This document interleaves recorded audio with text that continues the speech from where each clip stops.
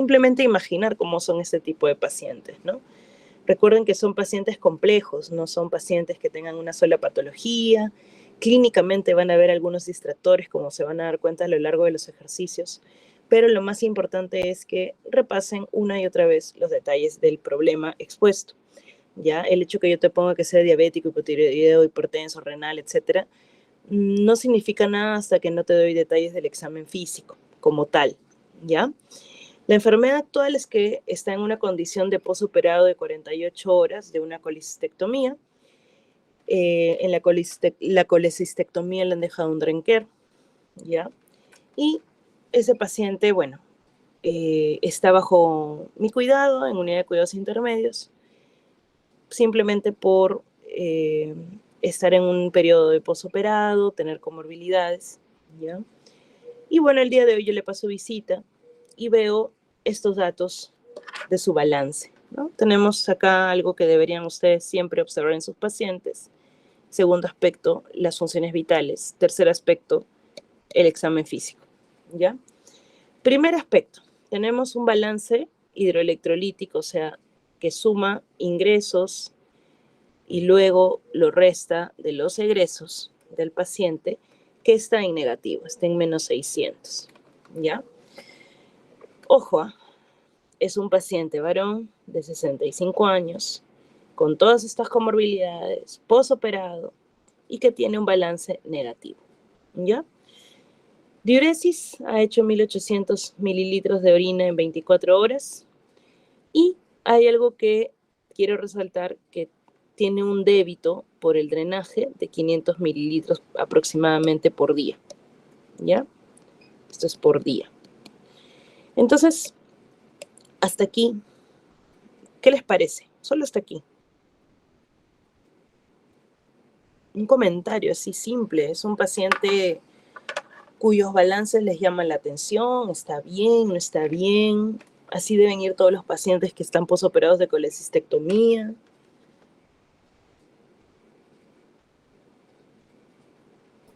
Bueno, está viendo pérdidas, ¿no? Más pérdidas que ingresos. Ya, exacto, más pérdidas que ingresos, efectivamente.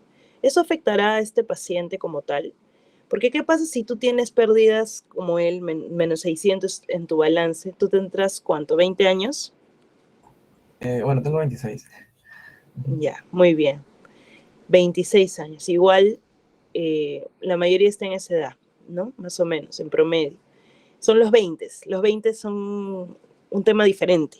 Van a darse cuenta cuando tengan 30, ¿ya? Para muchas cosas. Entonces, comparado con este paciente que tiene 65, ¿el balance de menos 600 te afectará a ti igual que a él? Yo creo que no. Uh-huh. El nivel de deshidratación de un paciente adulto mayor es mucho más rápido, mucho más sintomático y mucho más difícil de resolver. Eso nunca lo olviden. Nunca menosprecien el decirle al adulto mayor que estén examinando que saque la lengua, verle las mucosas, ver el llenado capilar y ver la turgencia de la piel.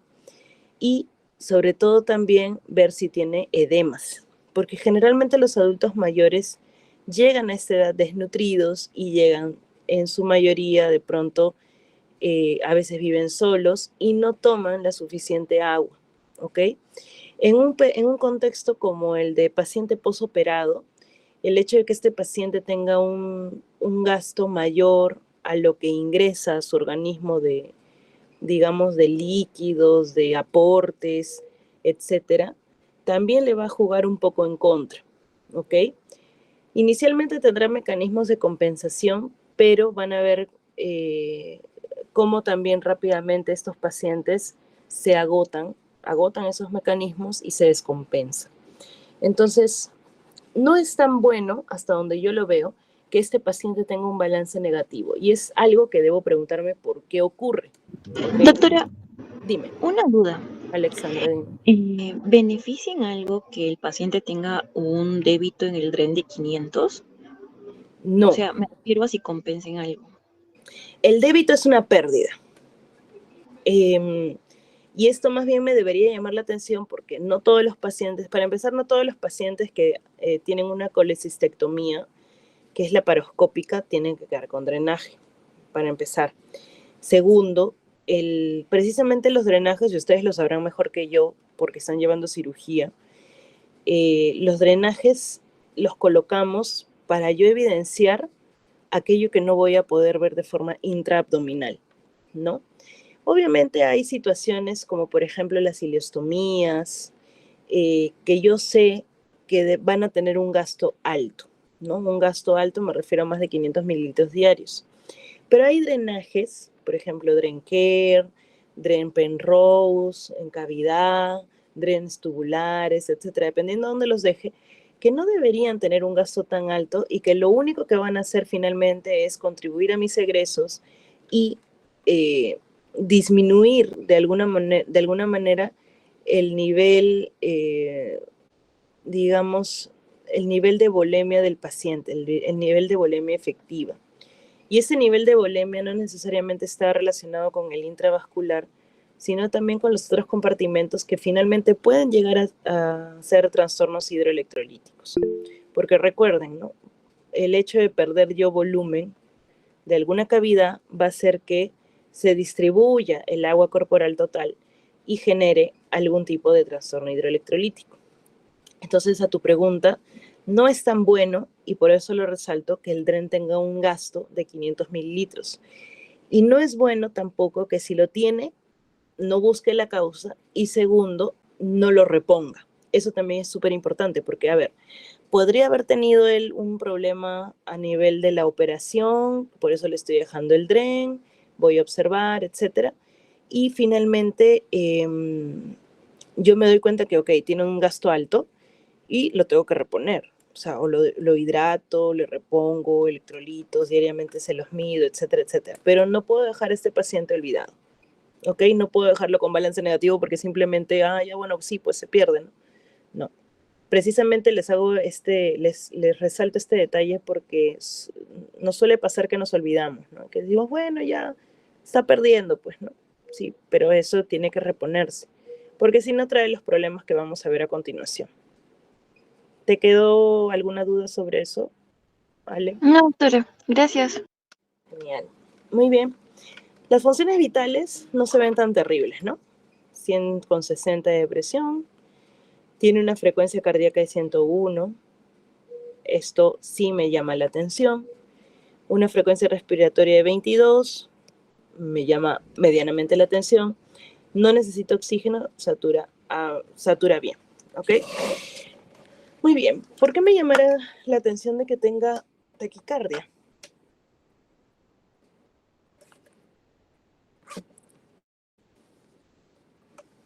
La taquicardia puede ser uno de los signos de deshidratación en el paciente. Muy bien.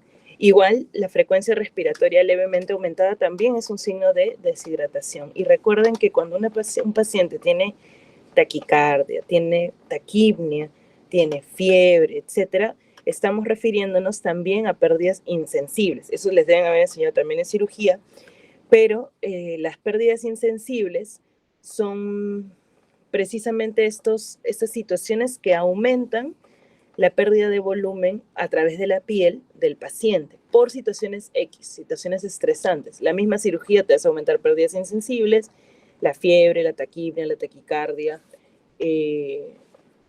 digamos, cirugías a cielo abierto, cirugías abdominales mayores, donde tienes que hacer laparotomías exploratorias, ¿ya? Todo eso suma al balance, contribuye al balance hídrico, ¿no? Y entonces yo tengo un paciente que definitivamente, como Alanis ha dicho, tiene una taquicardia que puede ser tranquilamente un signo de deshidratación o de falta de volumen, ¿ok? Muy bien, hasta ahí creo que tenemos claro de qué estamos hablando al momento. Ahora, el paciente está en una unidad de cuidados intermedios, está medianamente estable o estable, no tiene ningún soporte extraordinario, o sea, está ventilando por sí mismo, no tiene drogas para mantener la presión, que se denominan vasopresores. Sin embargo, el médico que pasa la visita lo nota un poco desorientado, ¿ok?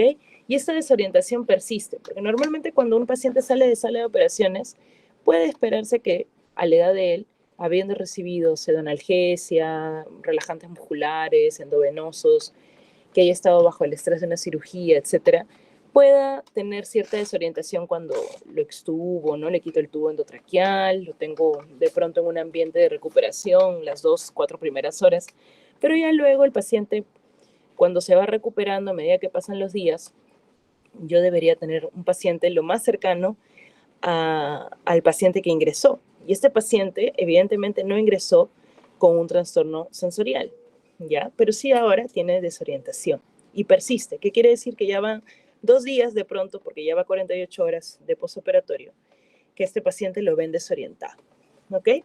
Por si acaso dicen, le hacemos una TEM cerebral porque todo paciente adulto mayor con tantas comorbilidades vasculares como diabetes, hipertensión, hipotiroidismo, tienen alto riesgo de hacer enfermedad vascular como tromboembolismos, accidentes cerebrovasculares, etc.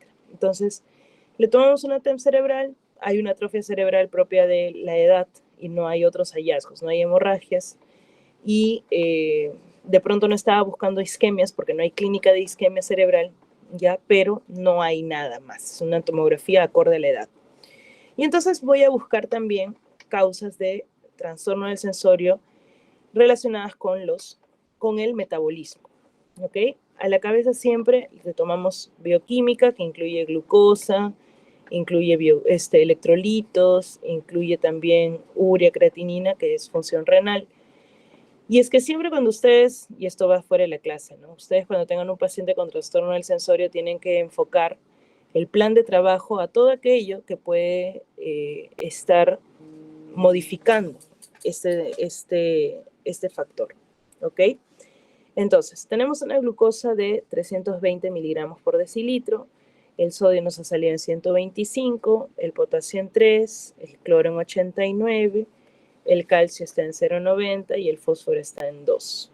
Tiene leucocitos 10.000, hemoglobina en 12, plaquetas en 220.000 y el lactato, siempre hay que tratar de medir lactato, sobre todo en pacientes que estás sospechando clínicamente que podrían estar hipoperfundidos, que podrían estar teniendo una disminución del gasto cardíaco, ¿no? Y que eso también podría condicionar un poco de encefalopatía o trastorno del sensorio. Hay que medir lactato. Muy bien. Ven, esto es súper alterado, ¿no? Obviamente aquí tenemos hartas cosas para hacer, ¿no? O sea, lo he puesto realmente a propósito, que tiene todo el abuelito, ¿no? Y esto pasa mucho con los pacientes posoperados, ¿ya? Yo no sé si en cirugía les hacen hincapié de estas cosas, pero normalmente los pacientes posoperados de cualquier índole suelen tener trastornos hidroelectrolíticos. ¿Por qué? Porque hay pérdidas insensibles aumentadas y esto genera un cambio drástico en la volemia. Entonces, tengan mucho cuidado, siempre monitoricen a sus pacientes, no menosprecien los controles laboratoriales. Si ustedes no están tan acostumbrados a medir laboratorios, es mi forma de pensar también, no para todo voy a pedir un laboratorio, pero sí al menos en las primeras horas o en las primeras 72 horas críticas de un paciente posoperado, digamos, en las que se pueden ver algunas complicaciones, o las más frecuentes, a la cabeza, infecciosas, metabólicas o complicaciones propias de la técnica quirúrgica, hay que pedir control electrolítico, ¿ya? No dejen de pedirlo porque probablemente van a haber variaciones y después se van a evitar ustedes sorpresas, porque ya un paciente con trastorno electrolítico digamos, está supeditado a muchas complicaciones y que de pronto van a pasar desapercibidas. Porque recuerden, muchos de los electrolitos cuando varían o cuando están en déficit o en aumento pueden ser hasta incluso asintomáticos. Muy bien, con esto que les quiero decir, con este problema, que el abuelito de 65 años tiene una tomografía cerebral normal, tiene leucocitos o un hemograma normal, lo cual me aleja de la idea de que sea una infección lo que está causando su trastorno del sensorio y además porque no he registrado fiebre. Pero sí hay marcadamente trastornos electrolíticos que podrían tranquilamente justificar ese trastorno del sensorio. La pregunta. Bueno, acá les he puesto un basal, ¿no? Un basal, el abuelito tenía Glasgow 15, bien orientado siempre, antes de entrar a la cirugía, y bueno, además algunos edemas de miembros inferiores bilaterales. Muy bien, cuando yo pongo resuelva, es porque ustedes tienen también lápiz y papel, como lo tengo yo aquí, y van a empezar a desarrollar el problema conmigo, ¿ya? Para empezar, lo primero que yo debo pensar, ¿esto es agudo o es crónico? ¿Se acuerdan? ¿Cuándo hablaba yo de agudo y cuándo hablaba yo de crónico?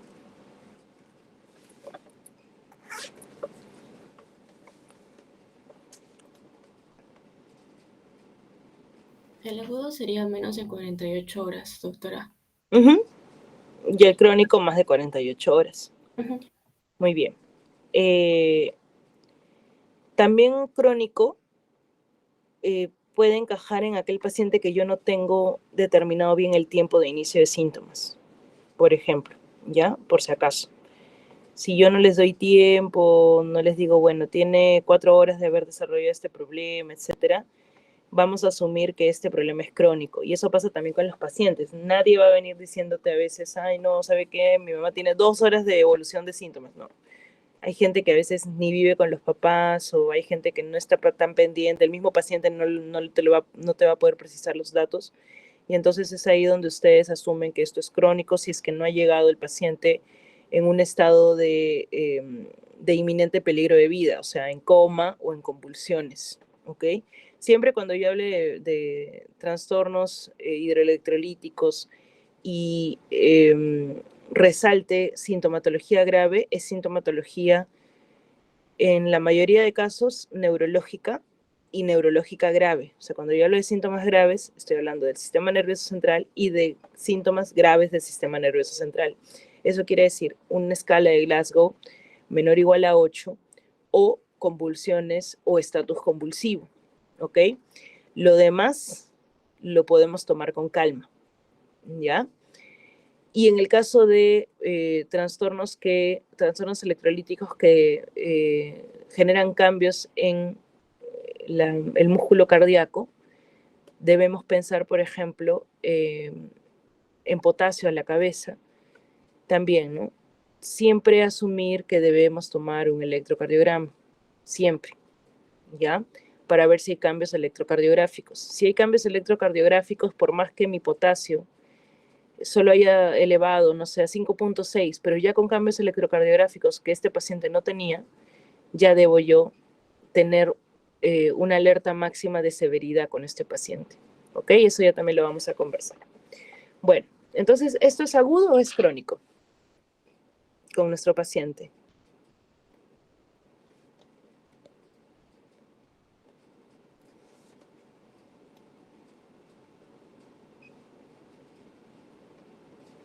¿Aló? Parece agudo. Agudo. ¿Quién dice otra cosa? Yo creo que es crónico, porque dice posoperado 48 horas.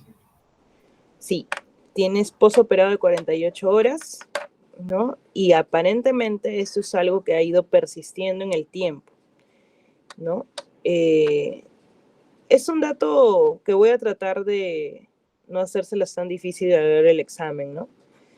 Pero definitivamente este paciente ya está operado más de 48 horas, en la unidad más de 48 horas, y entonces vamos a asumir en este caso que solamente tiene, vamos a asumir en este caso que es una sintomatología que ha persistido en el tiempo, o sea, más de 48 horas, y que obviamente no tiene signos de severidad como los acabo de mencionar. No está en coma, ¿ya? Y tampoco está convulsionando, ¿ya?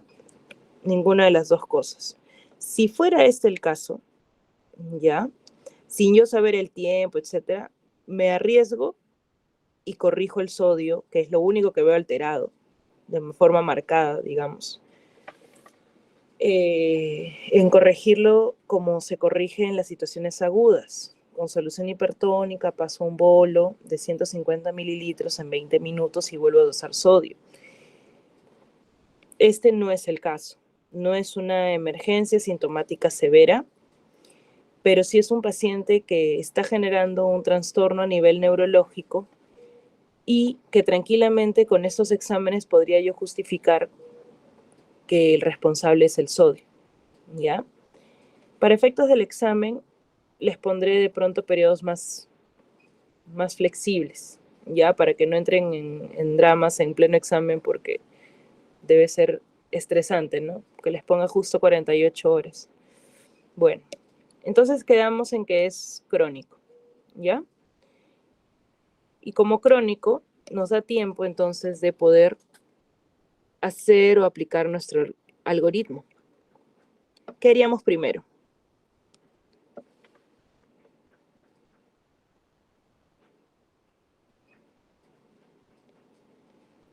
¿Qué les he Corregir dicho el que sodio. hacer primero? Muy bien. Vamos a corregir el sodio. ¿Por qué? Porque les he puesto también como dato que esta glucosa está elevada. ¿Ok? Entonces,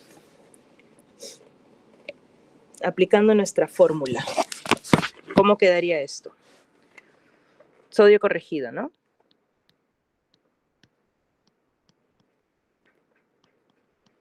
Todos atentos, porque este es el paso en el que todos se equivocan. Y si se equivocan en este paso, se equivocaron en todo el problema. ¿Ya? Sodio corregido.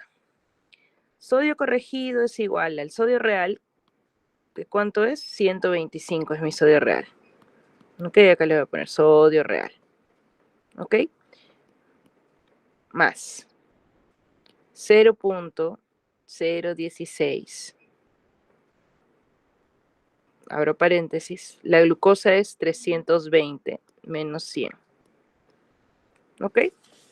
Ahora, para efectos del examen, ustedes podrían poner solamente 300, ¿ya? Porque lo que yo voy a corregir es por cada 100 miligramos. ¿Está bien? ¿Hasta ahí entendieron? Ese dato también es importante. Lo están haciendo, ¿verdad? Sí, doctora. Ya, a ver, ¿cuánto les sale el resultado? 128.52. ¿A todos les sale igual? Sí. Sí, Ya, esto es igual a 128.52. Muy bien. Si yo lo hubiera aplicado, por ejemplo, con 300 nada más, sería entonces 200 por 0.016 más 125. Si yo lo hubiera aplicado con 300 nada más, el resultado sería 128.2. ¿Ya?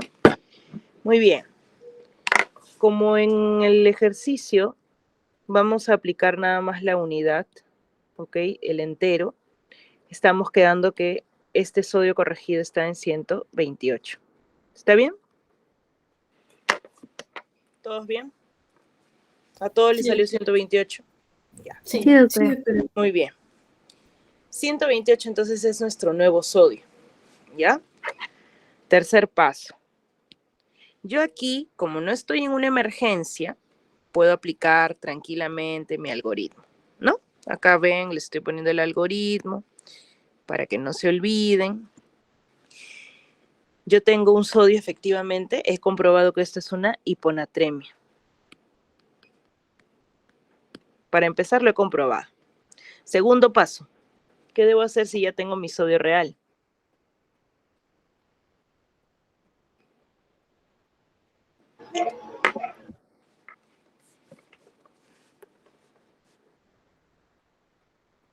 La fórmula esa de la droga Madia.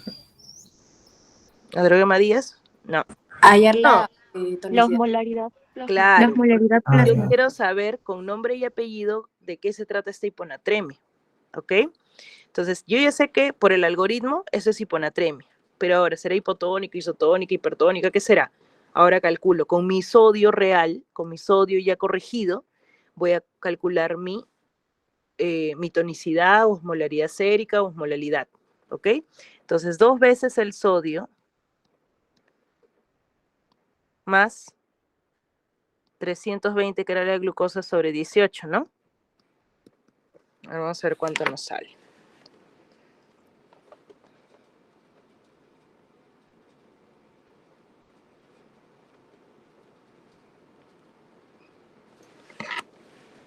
¿Qué tal le salió?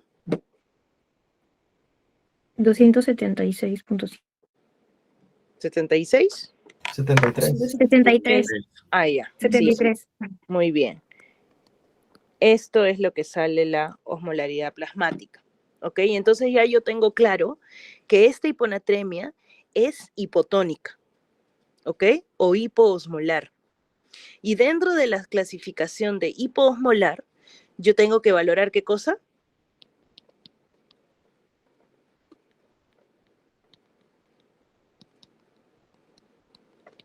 Acá voy a escribirlo, para los que estén atentos.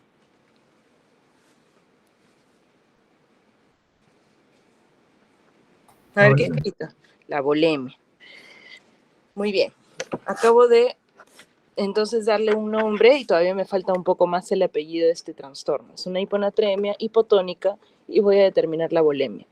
De lo que ya habíamos conversado, hemos venido hablando, ¿cómo estará la volemia de este paciente? La volemia, recuerden que está en base al examen físico, a los datos clínicos de la historia clínica, ¿ok? Y a los balances. ¿Cómo está la volemia de este paciente?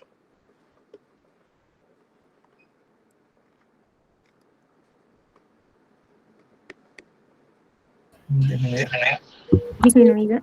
Disminuido, ¿no? Incluso, ¿no? Si estuviéramos en una situación más real, yo te hubiera dicho, miren, las mucosas están deshidratadas o hidratadas parcial, tiene turgencia en la piel, ¿no? Cuando tú haces el signo del pliegue, se queda pegado unos segundos y luego retorna, digamos, la piel a su contexto normal. Y obviamente hay datos en la historia clínica que nos dan a notar que hay deshidratación en el paciente. Para empezar, la taquicardia, la frecuencia respiratoria levemente aumentada y en el contexto de los balances les había dicho que hay un balance negativo porque hay pérdidas más que ingresos. Entonces es una volemia disminuida, es hipovolemia. Por más que yo les ponga el distractor de que el paciente tiene edemas, el edema como tal no es signo de sobrecarga, por si acaso.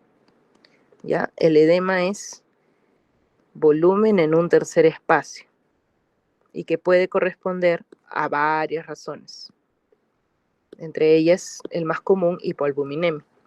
Entonces, guíense siempre de los factores de funciones vitales, de balances hídricos que se hacen con el paciente, de ese monitoreo y sobre todo de signos clínicos, ¿ya? Muy bien, entonces ya estamos más o menos armando nuestro algoritmo. Es una hiponatremia, hipotónica, hipovolémica. ¿Qué quiere decir que es hipovolémica? Que está relacionada con pérdidas. ¿Dónde están esas pérdidas? Tenemos varias razones, ¿no? No solamente el acto operatorio como tal, sino también el débito del drenaje. ¿Ok? Hay que valorar también la diuresis no ha sido un problema, pero sí ha habido pérdidas durante el acto operatorio, la reposición fue efectiva.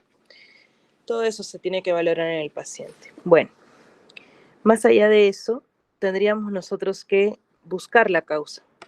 Buscar la causa es súper importante, pero muchas veces esto va a ir a la par de la corrección.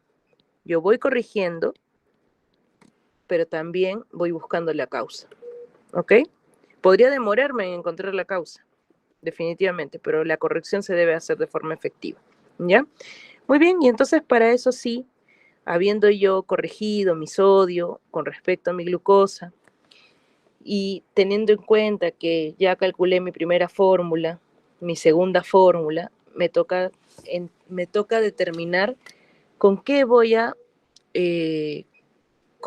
corregir este trastorno del paciente, ¿ok? Y entonces aquí sí aplico Adroguema Díaz. Yo en la clase les puse 2 ejemplos, ¿no? Adroguema Díaz, puedo usar solución fisiológica para corregir, que es 0.9%. Puedo usar una solución hipertónica que tiene 513 miliequivalentes de sodio y ese tiene 154 miliequivalentes de sodio. ¿Ok? Esos son los dos ejemplos, ¿no? O sea, las dos formas de corregirlo, digamos, más comunes, ¿ya? Pero entonces, ¿qué usaré? Primero, puedo hacer el cálculo con suero fisiológico, no hay ningún problema. Para aquellos que de pronto creen que colocándole suero fisiológico a esta paciente, podrían corregir su problema. Y es válido, podrían hacerlo y deberían hacerlo para poder darse cuenta que a veces es efectivo y a veces no es tan práctico, ¿ok? Usar este suero fisiológico. Ahora, cosas que debes tomar en cuenta para droguemadías. Recuerden que es 1 litro de la solución, ¿no? Y acá les pongo bien grande también para que se la memoricen. Acá está droguemadías.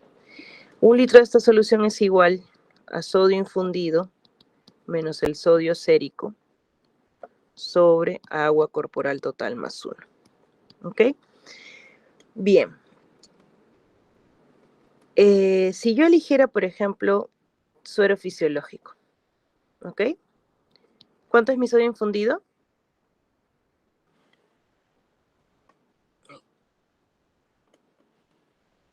¿154? Sí, 154. Menos, ¿cuál entonces el sodio sérico? 128. Muy bien. ¿Cuánto pesaba la paciente, o el paciente, perdón? 70. 70. 70. ¿Cuánto es su agua corporal total? 42. 4 puntos. O sea, 70 por 0.6. Ajá. ¿No? 42. 42. No se olviden. 42. Más 1 es 43. ¿Ya? A ver, calculen.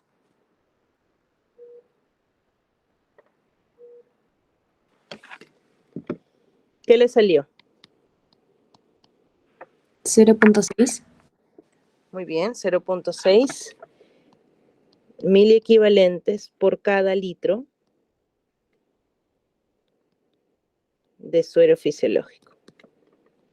¿Qué quiere decir esto?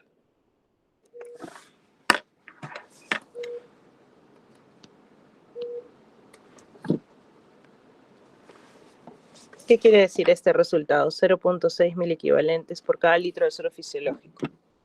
Que cada litro de suero fisiológico que le pasemos va a subirle 0,6 miliequivalentes. Así es. Va a aumentar 0.6 miliequivalentes mi sodio. ¿Ok? Ahora, yo tengo un sodio de 128, ¿no? Este es mi sodio. Yo les decía que para corregir sodio en hiponatremias crónicas, en las que nos podemos dar el lujo de hacer este tipo de ejercicio, yo debería trazarme metas, objetivos, siempre. Todo en medicina, cuando tú lo tratas, tiene que tener una meta u objetivo. ¿Ok?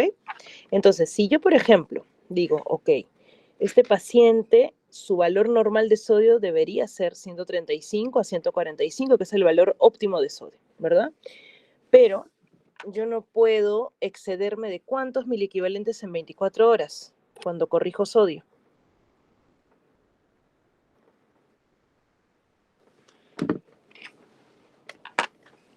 De 10. Muy bien. Entonces, no exceder de 10 miliequivalentes de corrección en 24 horas. Eso es algo que deben entender, recordar, nunca olvidar, ¿ya?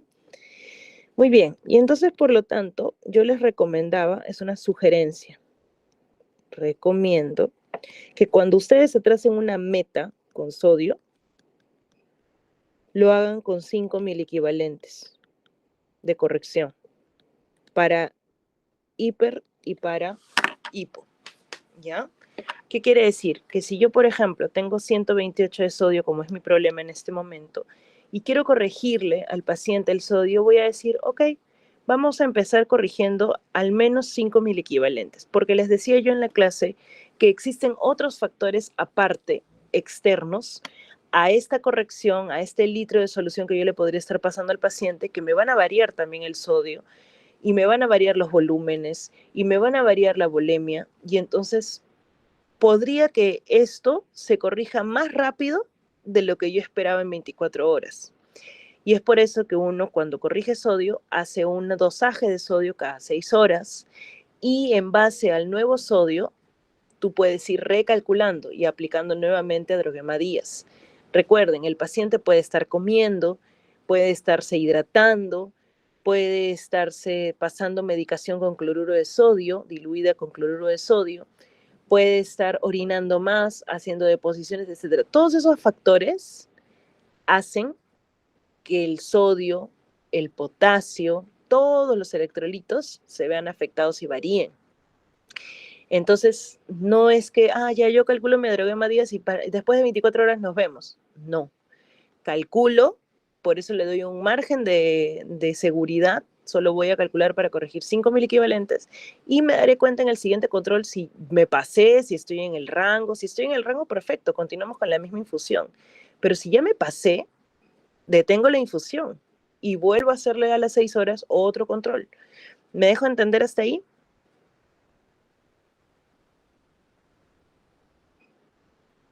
¿Los controles son cada 6 horas, doctora? Eso depende de cada médico, pero idealmente son cada 6 horas. Podrías tú hacerlo cada 4, cada 8, dependiendo del tipo de trastorno que tengas y de la seguridad que le quieras dar digamos, a tu paciente, ¿no? Yo recomiendo cada 6 horas. Obviamente esto es mucho mejor en una unidad de cuidados intensivos, en una unidad de cuidados intermedios, porque en piso se van a dar cuenta que después de que ustedes se van, no hay nadie, y nadie va a estar tomándole los exámenes, mirando, reevaluando. Ya, eso puede pasar también. Entonces, por eso se dan a veces muchos errores con estas correcciones de sodio, porque en pisos de hospitalización a veces no queda nadie en la noche o en la tarde-noche, y ya, pues, ¿no? Se olvidan del sodio. Y el paciente, por eso les digo, ¿no? Nunca vayan de frente a corregir una fórmula para 10 miliequivalentes. ¿Por qué? Porque se van a pasar, se van a exceder. Y el día siguiente van a encontrar un paciente corregido con 20 miliequivalentes. Y fue. Me dejo entender. Entonces, siempre tengan ese margen de seguridad. Y yo, por lo general, tomo cada 6 horas el control. ¿Sí?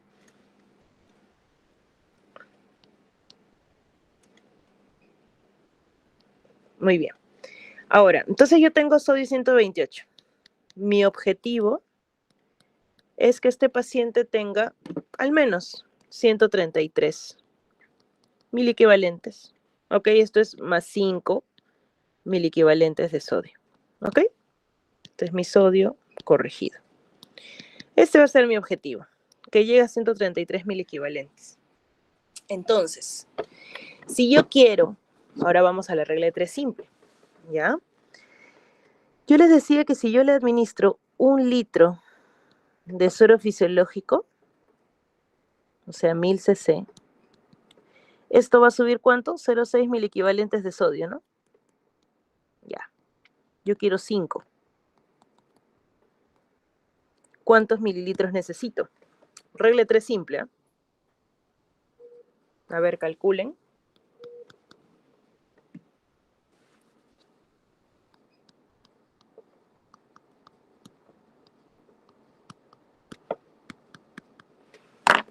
¿Cuánto es?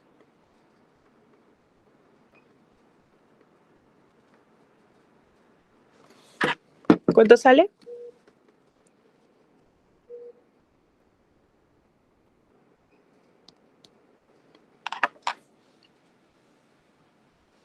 $8.3 8.3, ¿qué?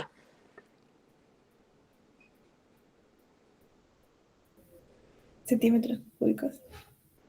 Mira, tú lo has hecho con litros. Tú lo has hecho 1 litro por 5 miliequivalentes de sodio, ¿no? Sobre 0,6 miliequivalentes de sodio. Miliequivalentes con miliequivalentes se van, que queda litros. ¿Ok? O en este caso, como yo le estoy poniendo acá, yo he multiplicado en mililitros. A mí me sale 8.333 mililitros. o lo que a ti te ha salido, 8.3 litros. ¿Hasta ahí con todos? Sí, doctora. Sí, ¿Quedó doctora. claro? Para todos los que Sí, están doctora. atentos a la clase. Miren, finalmente, chicos, yo les tomo la asistencia, todo bien. Ustedes saben que lo de la asistencia finalmente es algo secundario en la vida, ¿no? Tú asistes, aprovechas, o si no asistes, no aprovechas. Esto va a venir en el examen. Yo me voy a dar cuenta quién estuvo atento y quién no cuando resuelva el examen y esté perdido en esta parte porque esta es una pregunta muy similar a la que yo voy a tomar en el examen. Y entonces simplemente tienen que estar atentos a los pasos, ¿ya? Felicidades a los que sí están resolviendo y llamada de alerta para los que no. Traten de revisar la clase, no sé si están grabándola, no lo sé, pero revísenla porque esta es pregunta exactamente, solamente con datos variados. Probablemente solo varía el nombre del paciente para el examen, ¿ok? Muy bien. Entonces, ¿qué les parece? Yo le voy a poder dar a este varón de 65 años 8 litros de suero fisiológico para que resuelva su sodio hasta 133. ¿Les parecerá bien?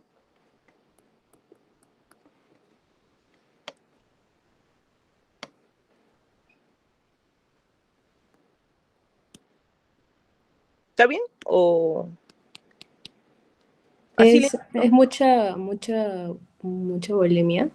Es mucho, ¿no? ¿Qué pasa si este paciente es cardiópata? Porque lo es, ¿no?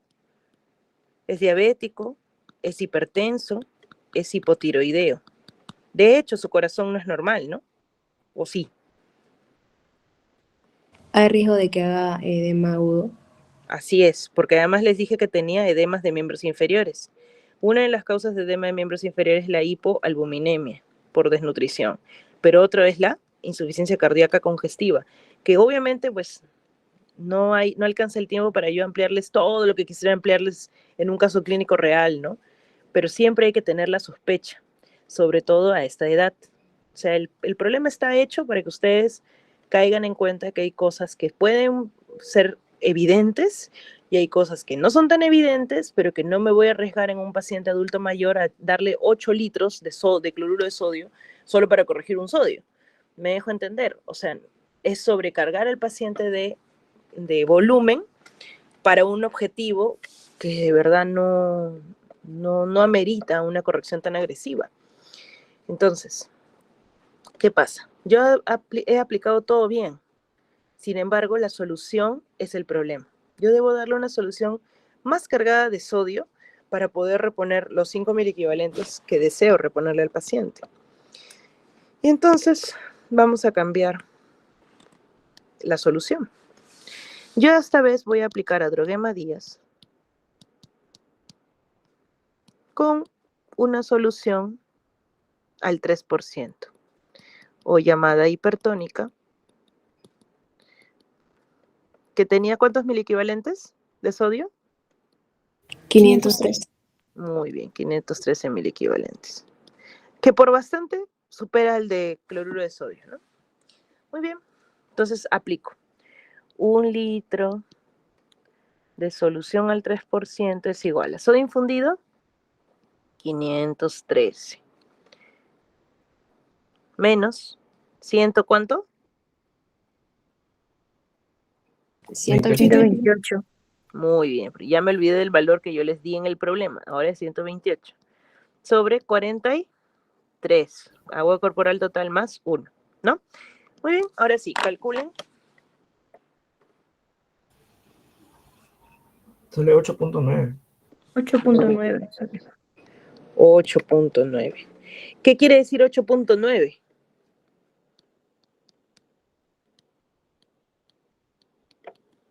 Ahí estoy escribiéndolo.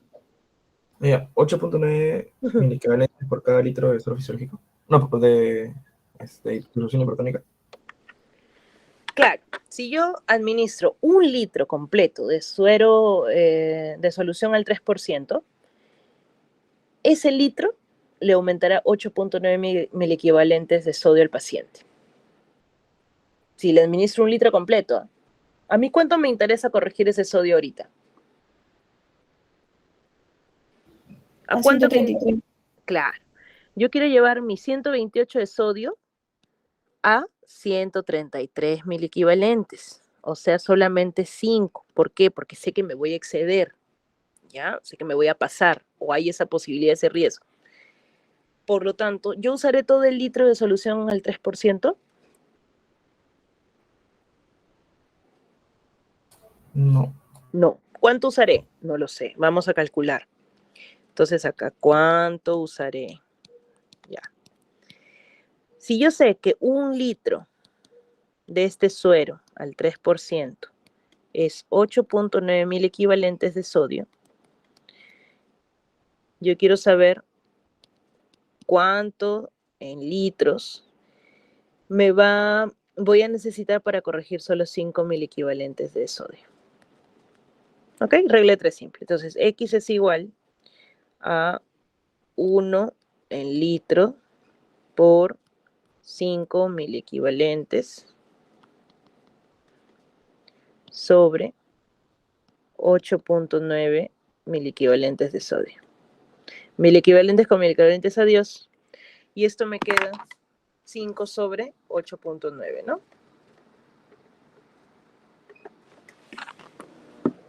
0.56 litros sería. Sí, muy bien. Ahora,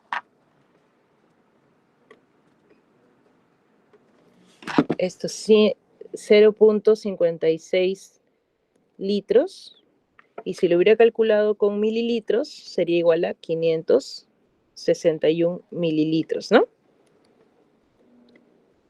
¿Correcto? Sí, doctora. Entonces, yo necesito solamente 561 mililitros del suero al 3% para que mi sodio suba 5.000 equivalentes. Eso es más lógico, ¿no? Que yo le aplique en una infusión al paciente en unas 24 horas, o sea, se lo programo para pasar en 24 horas, solamente 560 mililitros, esperando que se corrija para el día siguiente 5.000 equivalentes. Y entonces que mi sodio suba de 128 a 133.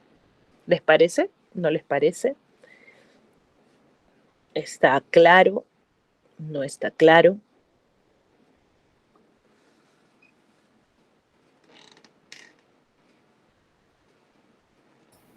Todo claro, doctor. Muy bien. Clarísimo. Muy bien. Esto es básicamente la corrección de sodio. ¿Ya? Lo he tratado de ir lento, de fraccionar la explicación, porque yo sé que puede ser confuso. Yo sé que al final, cuando ustedes le agarren la práctica, simplemente van a valorar esto en 10 minutos. O sea, esto es rapidísimo. ¿Por qué? Porque la única cosa difícil, finalmente, chicos, es monitorear lo que estoy corrigiendo. ¿Ok? Y entonces acá viene el verdadero arte que uno aplica como médico en estos casos. Tengo que monitorear mi sodio, porque como les decía, hay factores externos que podrían variar y de alguna manera arruinar un poco mis planes calculados con adroguemadías, ¿ya? Y pasa mucho. Todos los pacientes diluyen su medicación en soluciones salinas, a veces soluciones glucosadas, a veces agua destilada que no debería ser, pero a veces pasa. Y entonces recuerden, también hay alimentos cargados de sodio, alimentos cargados de glucosa, de carbohidratos, etc. Todo eso, el volumen que le das al paciente, todo eso varía la condición hidroelectrolítica del paciente. Entonces, siempre cuando hagan este cálculo, estén monitoreando. Por lo tanto, el resultado final para nuestro paciente es que necesita 561 mililitros de suero de solución salina al 3%, y esto pasará endovenoso en 24 horas. Control de sodio y glucosa cada 6 horas. Si yo a las 6 horas veo que mi sodio ya está en 130 y a las 6 horas nomás ya está en 133, imagínense, ¿no? Si ya mi sodio en 6 horas está en 133, en 24 horas, ¿cuánto estará? ¿No? Por lo tanto, si tengo esta situación en la que veo que mi sodio se está corrigiendo rápidamente, lo recalculo. ¿Ya? Ahora, cuando ustedes empiecen a ver el efecto de la solución como tal, tienen que monitorear no solamente el sodio y la glucosa cada 6 horas, sino tienen que monitorear la clínica del paciente. Si su paciente, por ejemplo, estaba somnoliento, que tú lo veías que esa es la causa más probable de su trastorno del sensorio, es la hiponatremia, y le empiezas a reponer sodio con esta solución hipertónica, vas a empezar a monitorear cómo está ese sensorio. A medida que van pasando las horas, tú vas a ver que el efecto de reponer sodio de forma lenta, no importa, va a hacer que el paciente de pronto esté un poquito más alerta, de pronto ya el día siguiente está despierto, ya está más orientado, etc. Entonces, lo que ustedes identificaron como un trastorno tiene que irse monitoreando también a medida que pasa el tiempo y el tratamiento, ¿ok? Porque si no, si yo llego al día siguiente y el paciente está más encefalopático todavía, a pesar de que le he repuesto sodio y estoy con todos los parámetros en normalidad o muy cerca a la normalidad, quiere decir que debo seguir buscando la causa del problema encefalopático o del problema de trastorno del sensorio del paciente, ¿ok? Entonces, tengan en cuenta eso. El control no solo depende del número, sino depende de la clínica del paciente, ¿ya? ¿Hasta ahí alguna pregunta?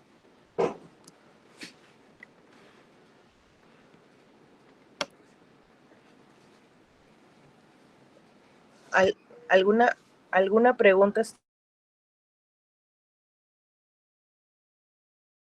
No, doctora, todo claro.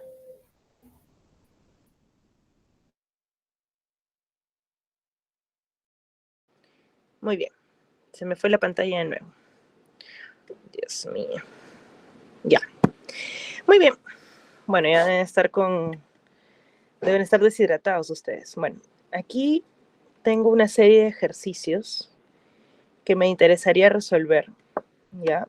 El ejercicio número 1 es muy similar al ejercicio que hemos hecho hace un ratito, ¿ya? Si se dan cuenta, he variado un poco los datos y he variado un poquito las circunstancias, nada más, ¿ya?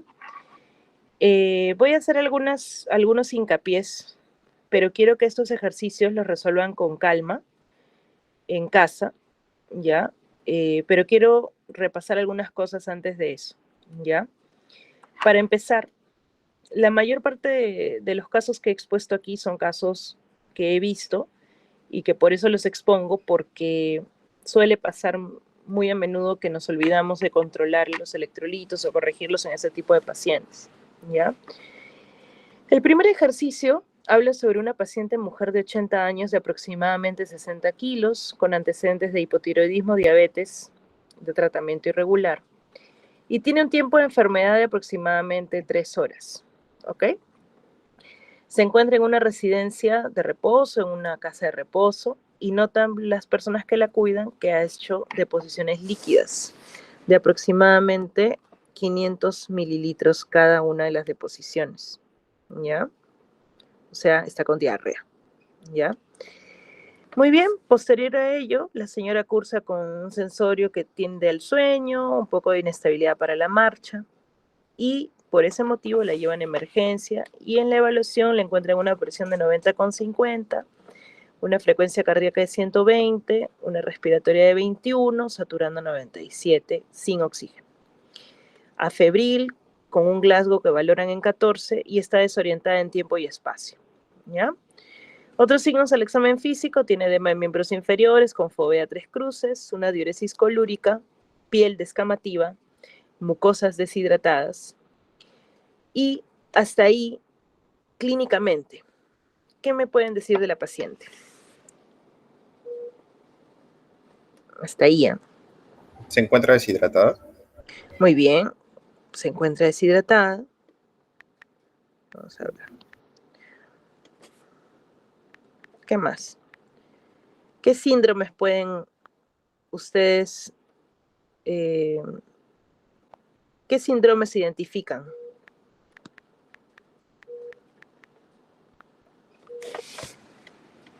Está en shock. En shock. ¿Por qué? Por la presión y la taquicardia. Bueno, no he visto otros signos. ¿Tiene el llenado capilar? No le puso, ¿no? No, no le he puesto.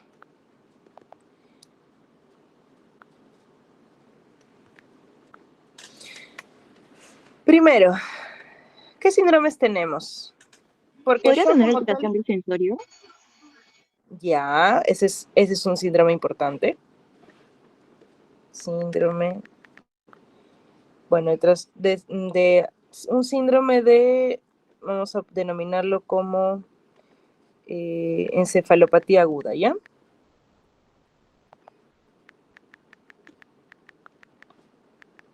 Ahí.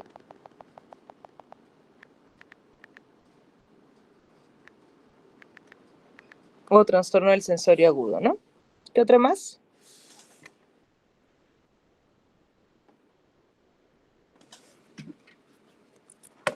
El síndrome diarreico, doctora. Muy bien, síndrome diarreico agudo, perfecto.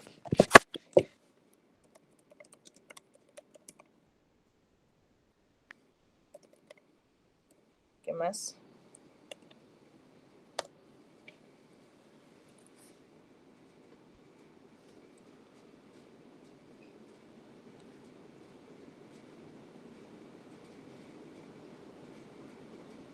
Más que un síndrome de shock, vamos a poner lo que mencionó Piero, creo. ¿Fuiste tú?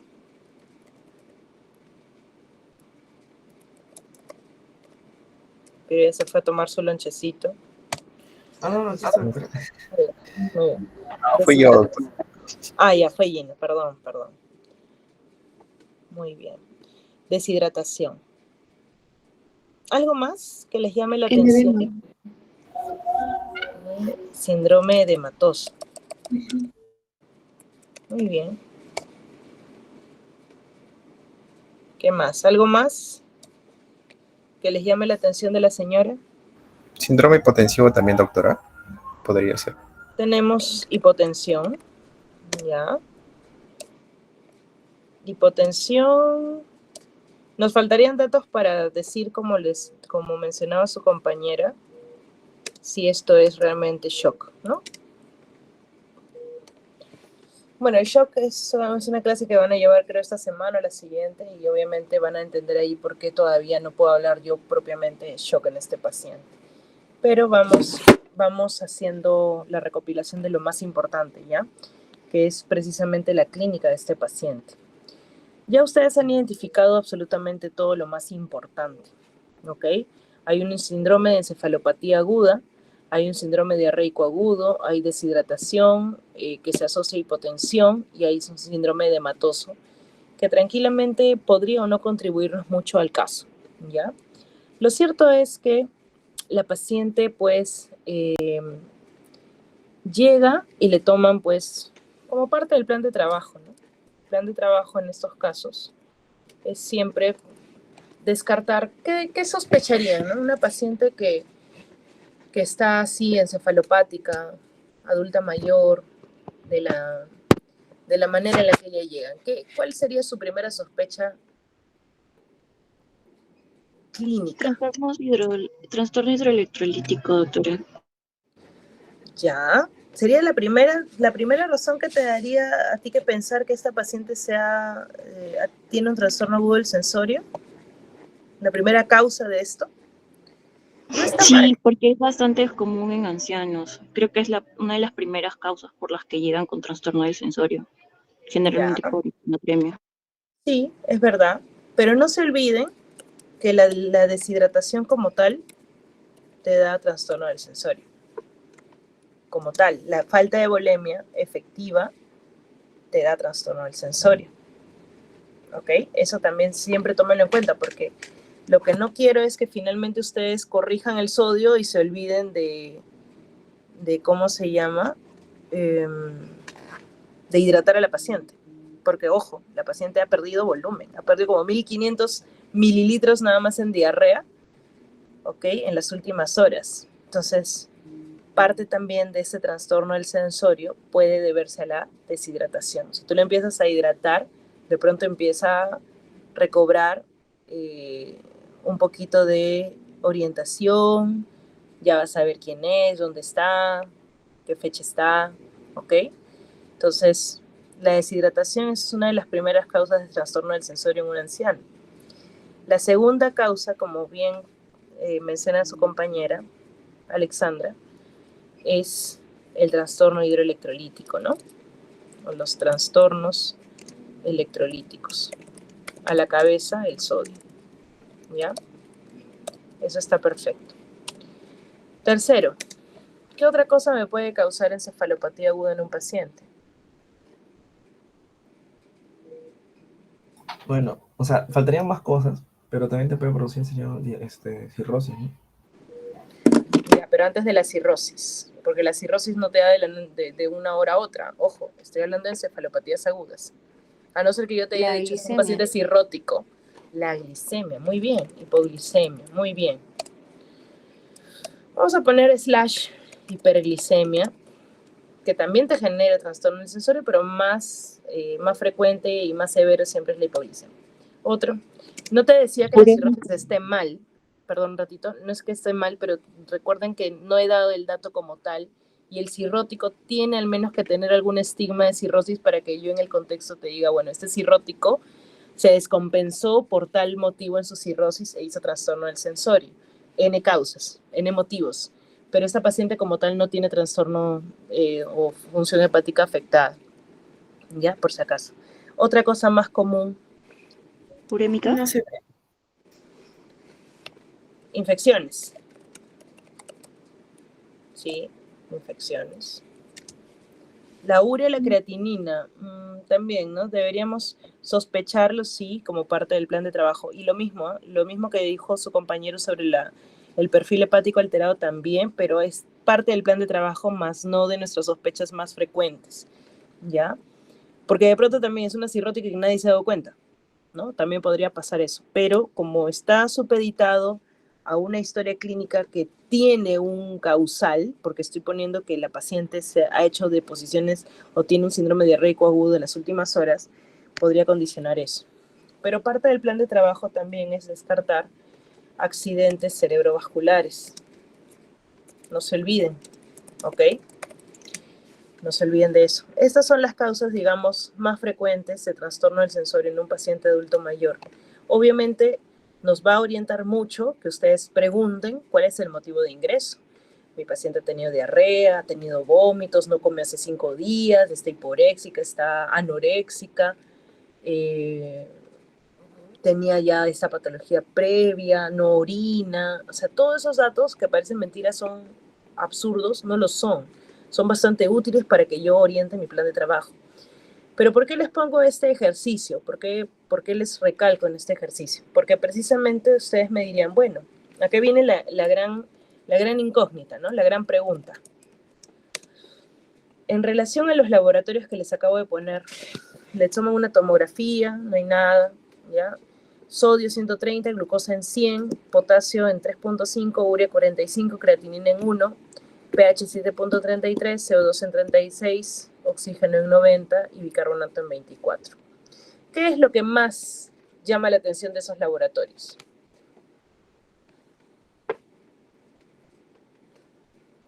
El sodio. El sodio, ¿no? Muy bien, el sodio es lo que más nos llama la atención. De pronto ahorita, que le estamos atendiendo en emergencia y que estamos tratando de trabajar lo más rápido posible, sí trataría yo de priorizar primero corregir la deshidratación, ¿no? Corrijo la deshidratación, veo si tiene una glicemia alterada, por lo que veo la glicemia está bastante estándar. El síndrome diarreico agudo como tal es un cuadro infeccioso, podría serlo, también tengo que analizar las heces si es que volviese a repetir el episodio, conmigo, digamos, ¿no? Y el accidente cerebrovascular lo he descartado con la tomografía cerebral. Pero entonces lo que más me llamaría la atención es su deshidratación y obviamente el valor de sodio. Pero acá la pregunta es la siguiente. ¿Lo corrijo como agudo o lo trato como agudo o lo trato como crónico? Porque hay una gran diferencia, ¿no? Una cosa es que yo diga, no, ¿sabes qué? Tienes 130, está con Glasgow 14 y y si soy automática te digo, bueno, pon 150 mililitros de solución hipertónica al 3%, ¿no? Porque tiene el sodio bajo. ¿Sería correcto? ¿Qué piensan ustedes?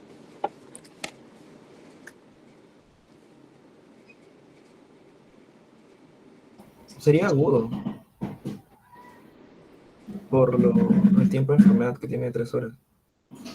Muy bien, por definición es agudo, ¿verdad? Pero la pregunta es, ¿tú lo corregirías como un cuadro agudo?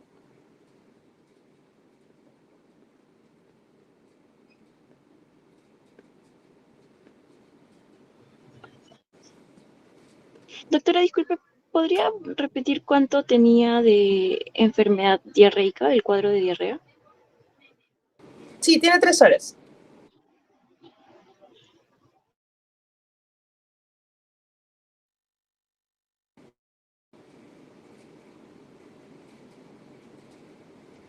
Tiene 3 horas nada más.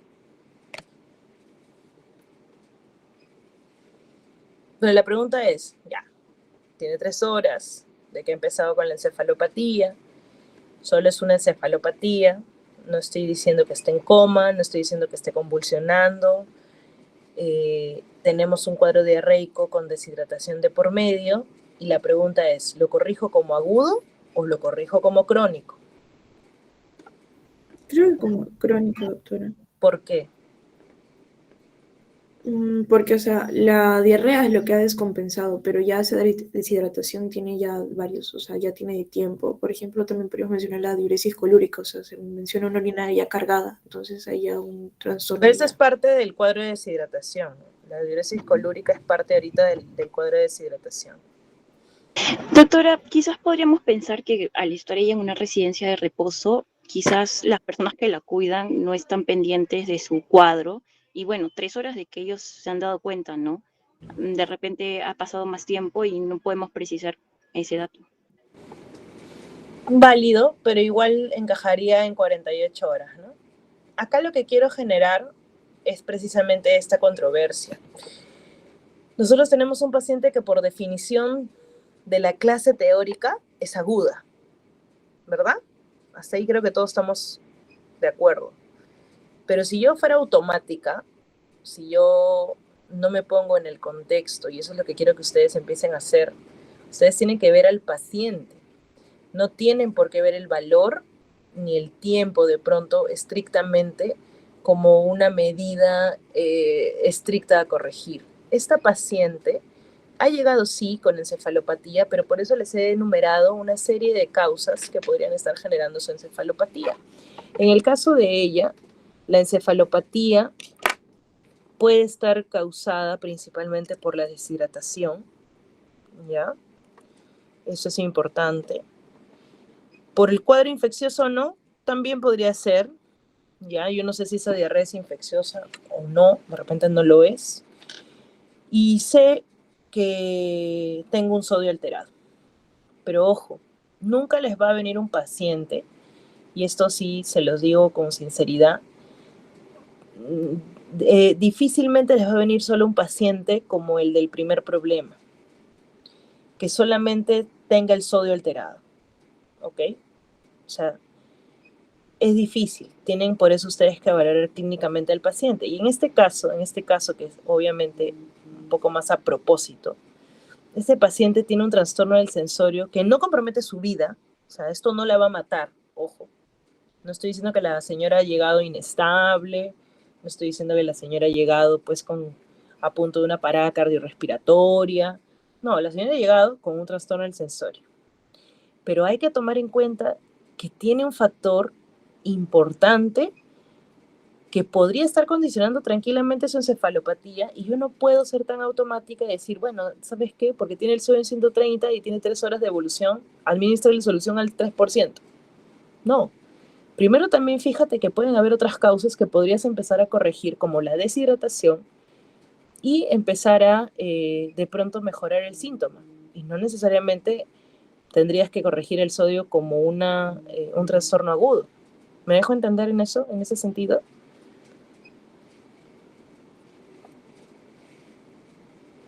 O sea, acá coexisten varias cosas. Pero a la cabeza, su problema de deshidratación es algo que debo atender primero, ¿verdad?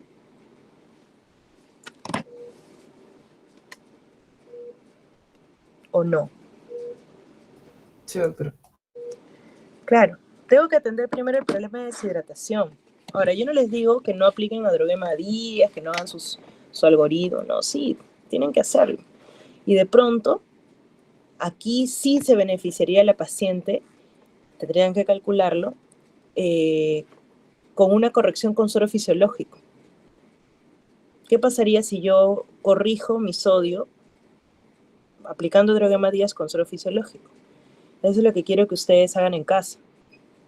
Que se pongan a analizar un poco este problema y que apliquen su algoritmo, porque claramente esto, por más que sean 3 horas de evolución, el paciente no está llegando con peligro de muerte, no está llegando con sintomatología grave, sintomatología neurológica grave, y me va a dar el tiempo a mí, no solamente me va a dar el tiempo de tomarle una serie de exámenes, sino también de entender la causa de su encefalopatía o una de las tantas causas de su encefalopatía, y obviamente tratar de devolver a la normalidad todo lo que sea posible, entre ellos su valor de sodio, si es que estoy sospechando que es una de las causas de su encefalopatía.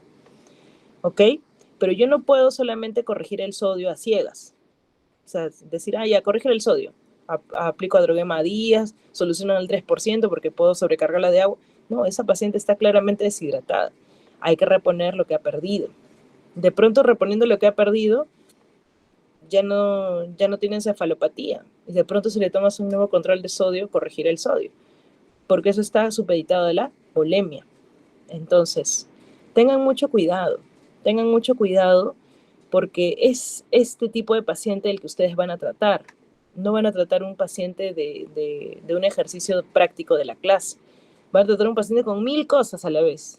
Entonces tienen que priorizar problemas, primero síndromes, por eso hagan el ejercicio mental siempre, síndromes, entidades nosológicas por síndrome, y así van a ir ordenándose en lo que van a priorizar para el tratamiento. Esta paciente claramente la voy a hidratar primero.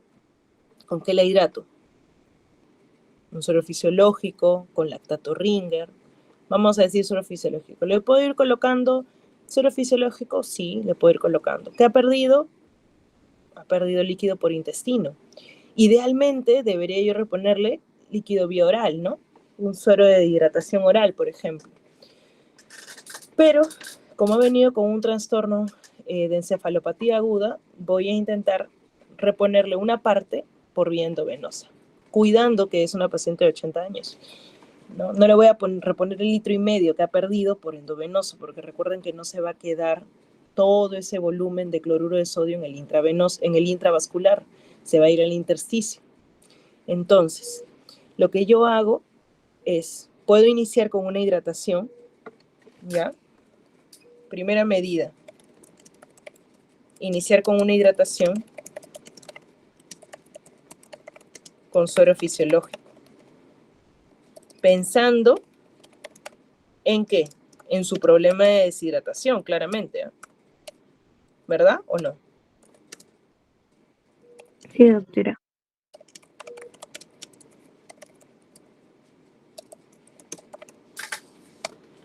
¿Ok?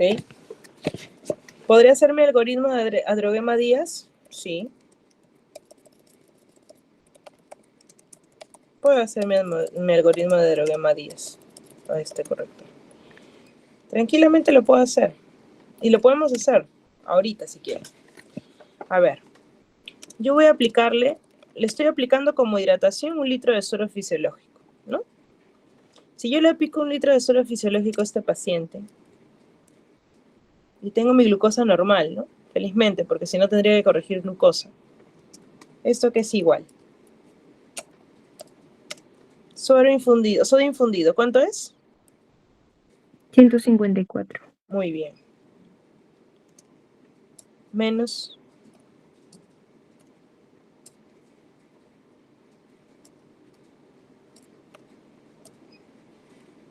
¿Menos cuánto? 130. 130. No encuentro el menos, sorry. menos 130. Y esto sobre agua corporal total más 1. ¿Cuánto es agua corporal total de esta señora?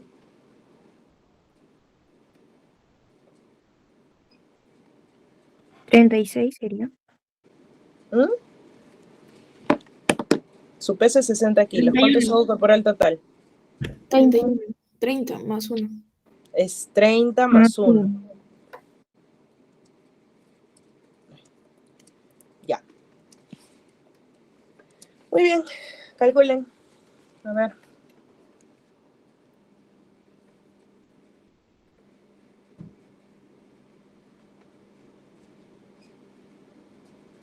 ¿Cuánto sale?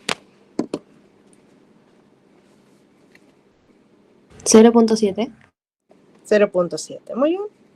Esos son los miliequivalentes de sodio, ¿no?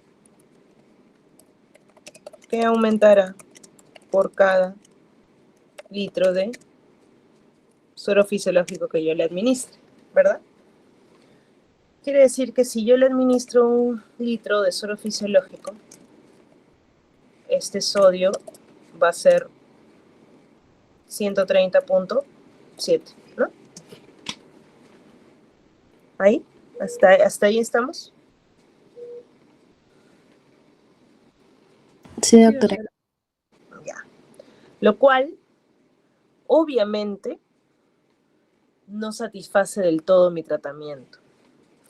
Pero lo que yo voy a hacer antes de aplicar nuevamente mi fórmula es ver signos de hidratación. Ver signos de hidratación en la paciente, ¿ya? Vamos a ver un ratito, se me fue.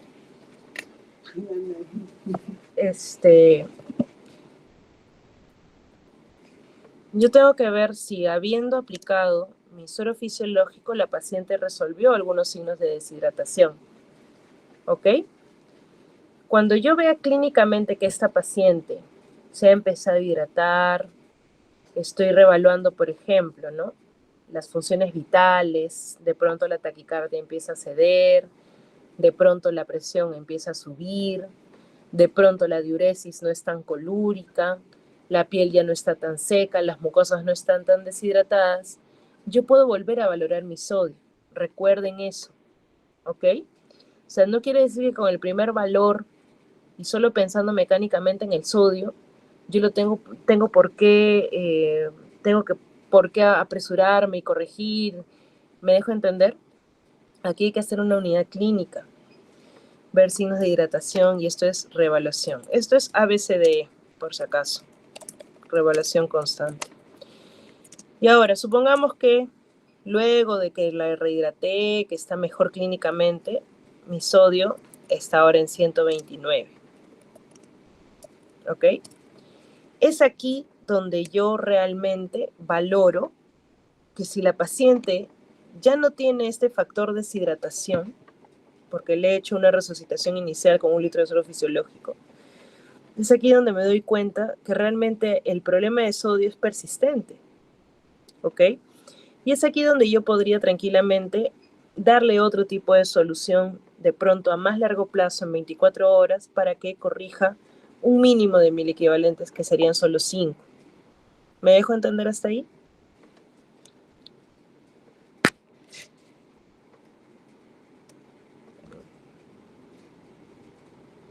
Sí, doctora. Ya.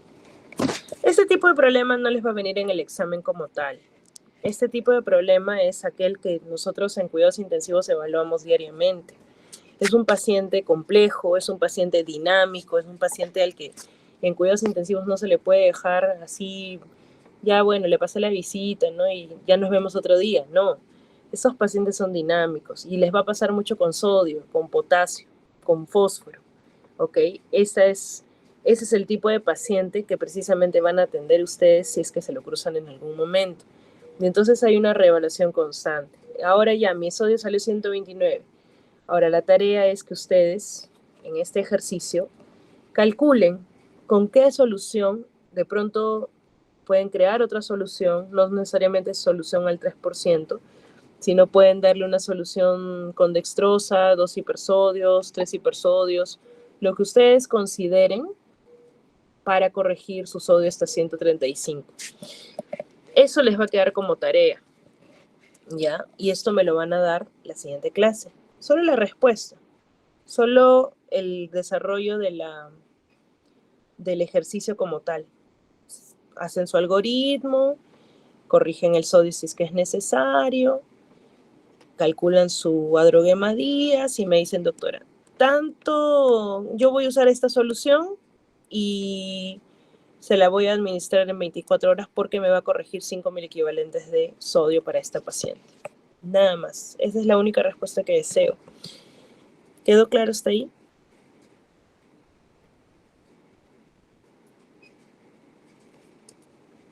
Sí, doctora. Ya. Obviamente esto se los voy a pasar. Ya no se traumen, no tienen por qué apuntar. Segundo ejercicio. A ver, paciente varón de 89 años de aproximadamente 80 kilos con antecedente de demencia senil que actualmente vive con su hijo en casa, recibe sus cuidados en casa, pero suele estar despierto, conectado con su entorno. Sin embargo, por momentos cursa con desorientación asociada a persona y lugar.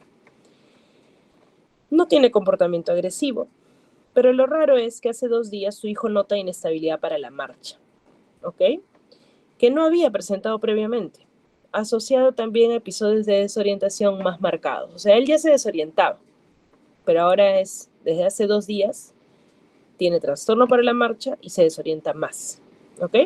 Lo lleva por emergencia porque obviamente le preocupa y le toman una tomografía cerebral pensando nuevamente en una de estas tantas causas, ¿ok? Y le toman una tomografía, no hay nada significativo, no hay hemorragias, que es lo que más preocupa en un trastorno del sensorio, en un paciente que hace una clínica netamente neurológica y que no tiene ningún factor descompensante como el que tenía el paciente anterior, como la diarrea. Y lo que sí le sale es un sodio en 160, un potasio en 3.8, un calcio iónico no irónico de 2.5, fósforo en 2.3. Urea, creatinina, perfil hepático normales, no signos de infección, examen de orina negativo. Y entonces, ¿qué haríamos? Ese es un caso clásico, ¿no? ¿Qué ha pasado con este señor? Si nos dicen que todo iba bien y de pronto se empieza a desorientar más y empieza a tener inestabilidad para la marcha. Y tenemos ese sodio. ¿Qué será lo que le ha ocurrido? Según los mecanismos de hipernatremia.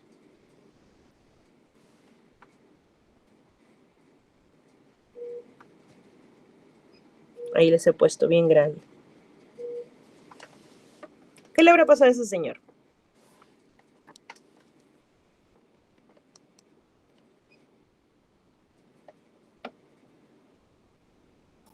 De repente ha comido mucha sal.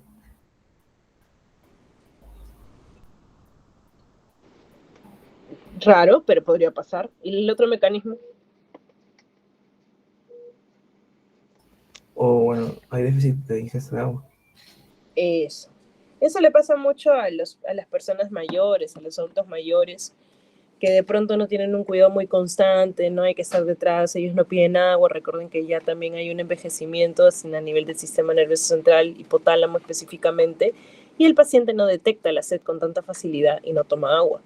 Entonces, hay un déficit de ingesta de agua, probablemente. Debería ser nuestra sospecha clínica inicial, ¿no?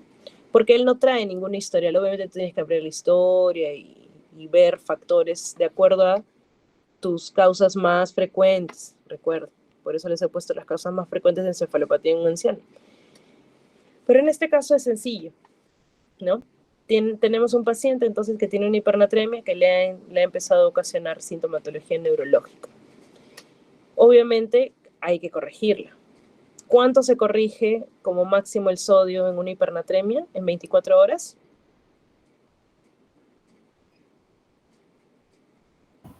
Bien, mi No, de 8 a 10 mil equivalentes. Máximo 10.000 equivalentes, igual que la hipernatremia. Máximo 10.000 equivalentes. Pero obviamente nosotros guardamos un margen de seguridad y vamos a ir corrigiendo solo 5. Y obviamente esto está supeditado también a la evolución clínica, a la mejoría de síntomas. Entonces, ¿qué vamos a aplicar? ¿Qué fórmula vamos a aplicar aquí? Tenemos 2, ¿no? Tenemos 2 fórmulas para aplicar, para yo corregir el sodio. tenemos la fórmula del déficit de agua, porque si estoy sospechando que le falta agua, quiero saber cuánta agua le falta, ¿ok? ¿Cuánto sería entonces el agua que le falta según la fórmula de déficit total de agua? ¿Cuánto es el agua corporal total de este paciente?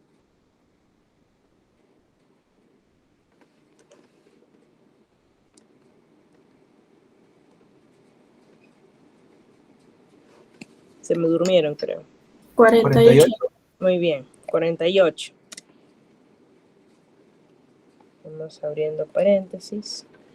Por 1 menos, encontré el menos, qué bueno.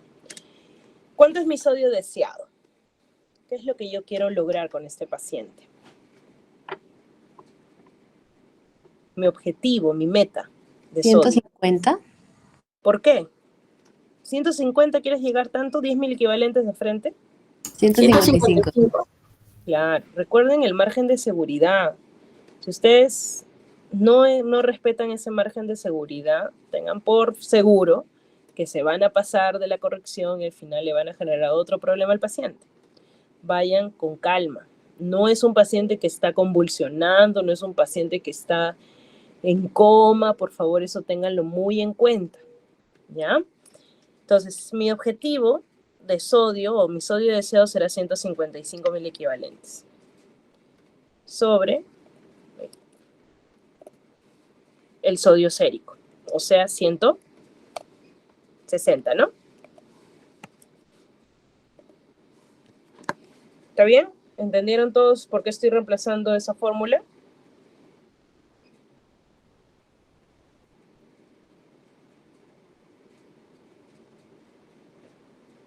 Sí, doctora. Ya, ahora resuelvo. ¿Cuánto le sale?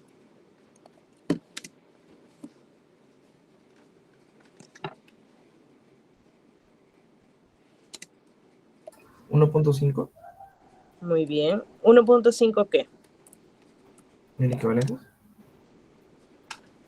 ¿Qué dice tu fórmula? ¿Qué dice acá grande? Esta fórmula es déficit de agua. Litros. Claro. El 1.5 son los 1.5 litros que le faltan a este señor de agua. ¿Para qué? Si yo le doy 1.5 litros de agua a ese señor, su sodio irá a 155. Supuestamente, ese es mi objetivo y eso, por eso lo he calculado de esa forma. ¿Ok? Ahora, ¿cómo le doy el agua a este señor? Acá lo digo también, en la diapositiva lo he puesto.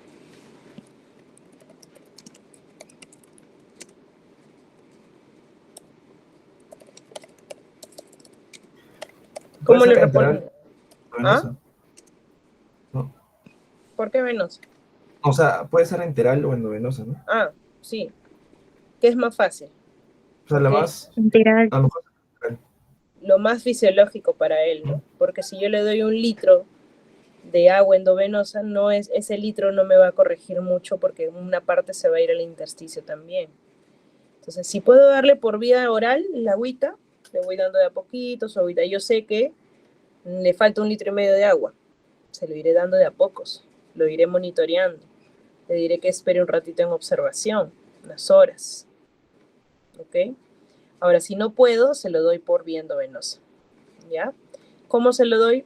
También tienen que ser soluciones hipotónicas o soluciones que tengan muy baja carga de sodio. Puede ser una dextrosa con un hipersodio, puede ser agua destilada con un hipersodio. Igual cualquier solución que tenga menos de 135 miliequivalentes de sodio, ¿ya? Soluciones que estén por debajo de el dosaje sérico de un sodio normal, o sea, de 135 a 145, ¿ya? En el caso de si le doy agua sola, ¿cuánto tiene de sodio el agua sola?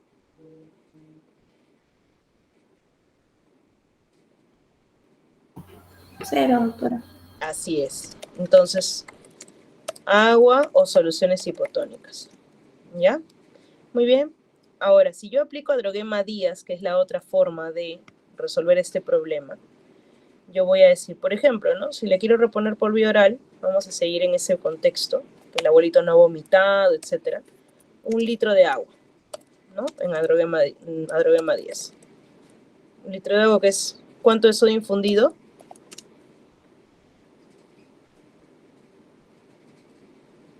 ¿Cuánto tiene de sodio infundido el agua?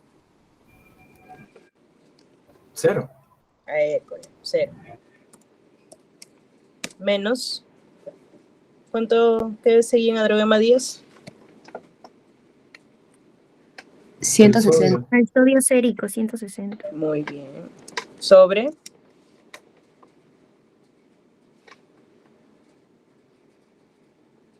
Para los que se olvidaron. ¿Cuánto es sodio corporal total más 1? 49 sería, ¿no? Muy bien. Ya, calculen.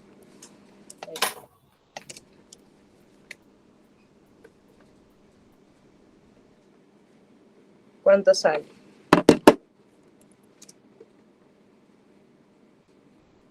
3.44. 160 sobre 49. 3.26. Ah, Sí, sí. 3.26 litros, ¿no? O sea, 3 litros, 200 mililitros, ¿no? 3.2 litros. Muy bien. Eso es, por ejemplo, lo que... Perdón, litros que estoy hablando. 1000 equivalentes. 1000 equivalentes de sodio por cada litro de agua. ¿Ok? ¿Qué quiere decir esto? Que si yo le doy 1 litro de agua a este paciente, ¿ok? Le hago tomar 1 litro de agua, el sodio bajará 3.2 mil equivalentes de lo que tenía medido. O sea, de 160 bajará a 156.8. ¿Eso queda claro?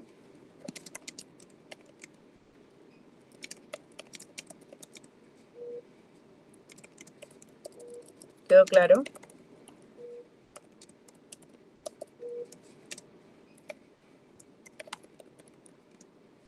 Sí, doctora.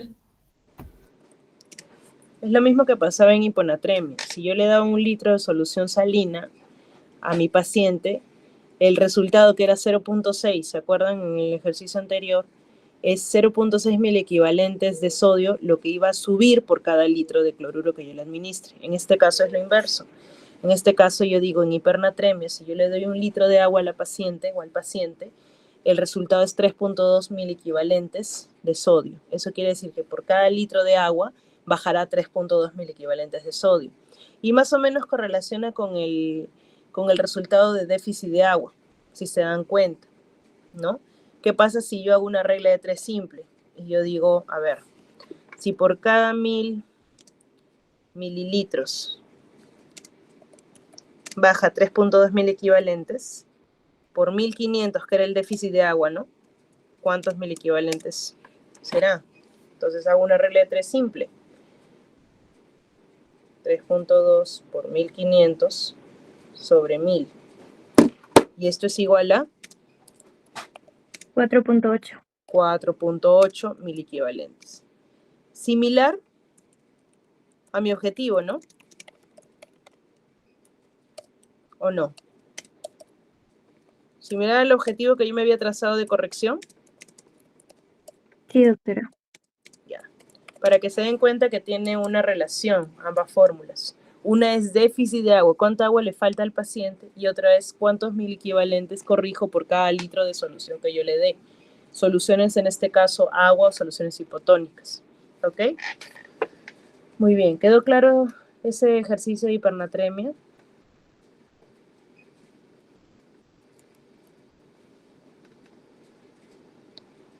Hemos aplicado ambas fórmulas, ¿eh?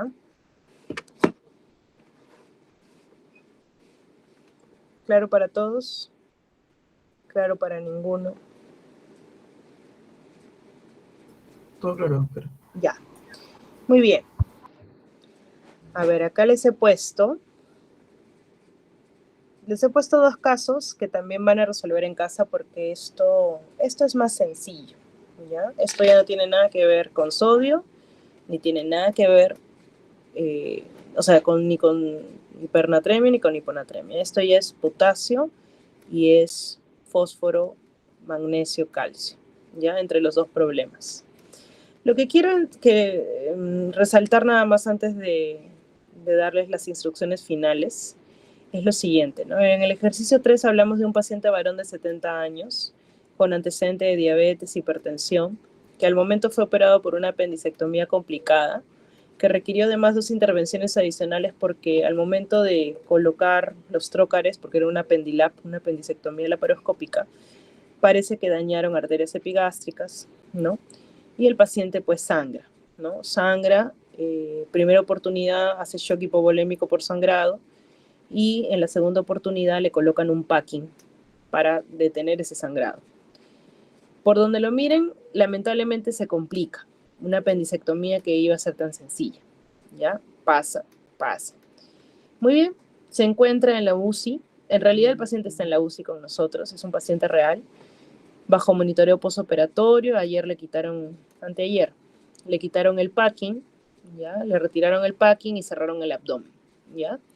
Obviamente se mantiene en ventilación mecánica, estábamos tratando de despertarlo, se le está tratando de manejar los parámetros ventilatorios para de forma efectiva extubarlo, ¿no? A la brevedad.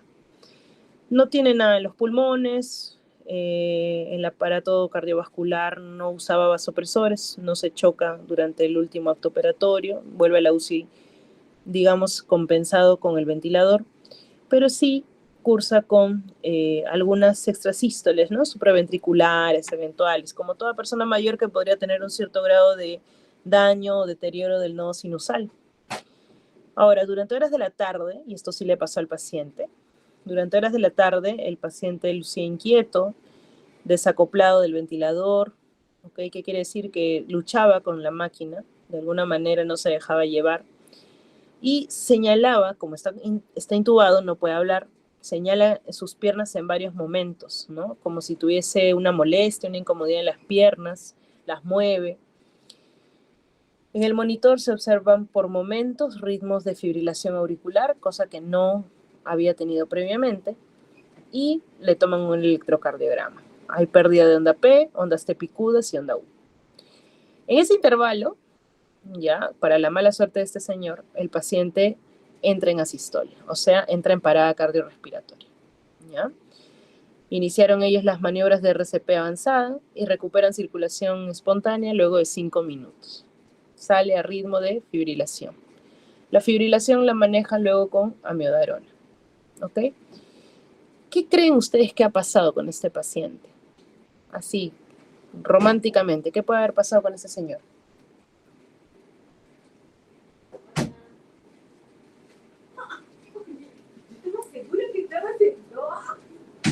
¿Un TEP, doctora? ¿Qué sintomatología tiene de tromboembolismo pulmonar? Bueno, como señalaba sus piernas, podía haber sido primero una sintomatología de dolor por trombosis venosa y eso súbitamente le produjo ¿Tenía problemas respiratorios? No he dicho que haya tenido problema respiratorio. O sea, solamente entró en parada y súbitamente.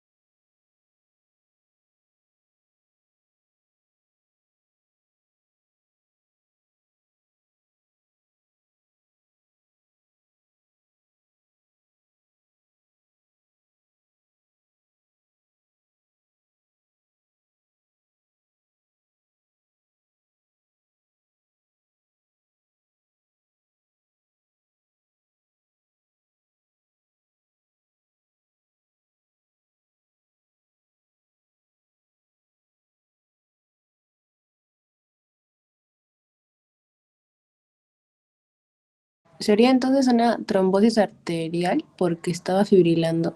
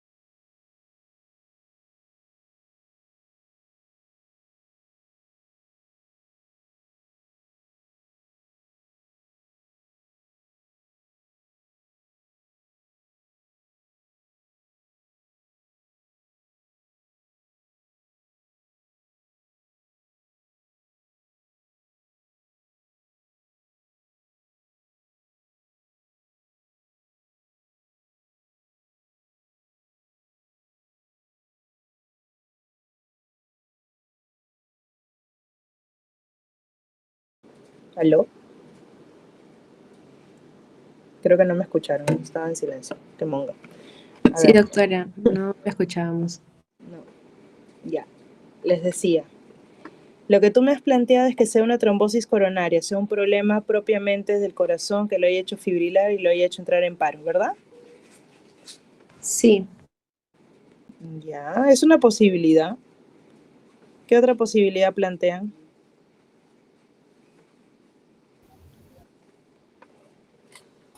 Pero por las ondas T picudas puede ser hipercalemia. ¿Cómo? Por las ondas T picudas. ¿Qué has planteado? No te escuché bien. O sea, podría ser una hipercalemia también. Podría ser una hipercalemia. Aquí hay que ver causas de paro, ¿no? No está mal plantear que sea un problema propiamente de una trombosis coronaria. Tampoco está mal plantear que sea hipercalemia. Puede ser. Son una de las dos causas, son uno de los dos causales de parada cardíaca, ¿no? Muy bien. Bueno, lo cierto es que tenemos que descartar causas como hipovolemia, como trombosis pulmonar o tromboembolismo pulmonar porque no hay sintomatología compatible, drogas, ¿no? Drogas o fármacos o toxinas. Y lo que nos quedaría pensar de pronto es una trombosis coronaria versus una hipercalemia en este caso, ¿no? Pero el EKG, ¿qué te dice? El EKG es importante, ¿no? Tenemos pérdidas de onda P, que es compatible con una fibrilación auricular, ondas T picudas y una onda U, ¿no? Obviamente esto es también un poco confuso en un primer momento porque tú dices, las ondas T picudas también podrían aparecer en una isquemia miocárdica. Las ondas U incluso aparecen en personas deportistas, o sea, no es patognomónico de una u otra cosa. Pero siempre hay que pensar en ambas causas, en ese tipo de paciente, ¿no? Sobre todo a la edad y con las comorbilidades que él tiene. Ahora, lo cierto es, para hacer la historia corta, es que fue una hipercalemia su causa de paro, ¿ya? Y lo que necesito en este ejercicio es que ustedes me mencionen qué hubiesen hecho para corregir la hipercalemia. El potasio de este paciente estaba en 7.5 miliequivalentes. ¿Ya? Esa es la respuesta, esa es la causa del paro, una hipercalemia. ¿Y por qué menciono el paciente inquieto, desacoplado del ventilador, que miraba sus piernas, se puso inquieto con las piernas mismas, se las señalaba? Porque aparentemente esto fue una sensación como de dolor, que puede ser compatible con muchos cuadros de hipercalemia que empiezan con calambres, ¿ya? Y luego empiezan los cambios electrocardiográficos. Ahora, ¿cuál es el contexto de este paciente? Además, que si bien es cierto, aparentemente todo iba bien, después de este posoperatorio último en el que retiran el packing, él hace un problema de injuria renal, ¿no? Esto puede deberse a una hidratación ineficiente o una volemia ineficiente durante el acto operatorio, pérdida de sangre, no reposición de la misma, etc. Entonces, lo cierto es que tenemos una hipercalemia que ha ocasionado un problema severo en un paciente porque lo ha llevado a la parada cardíaca.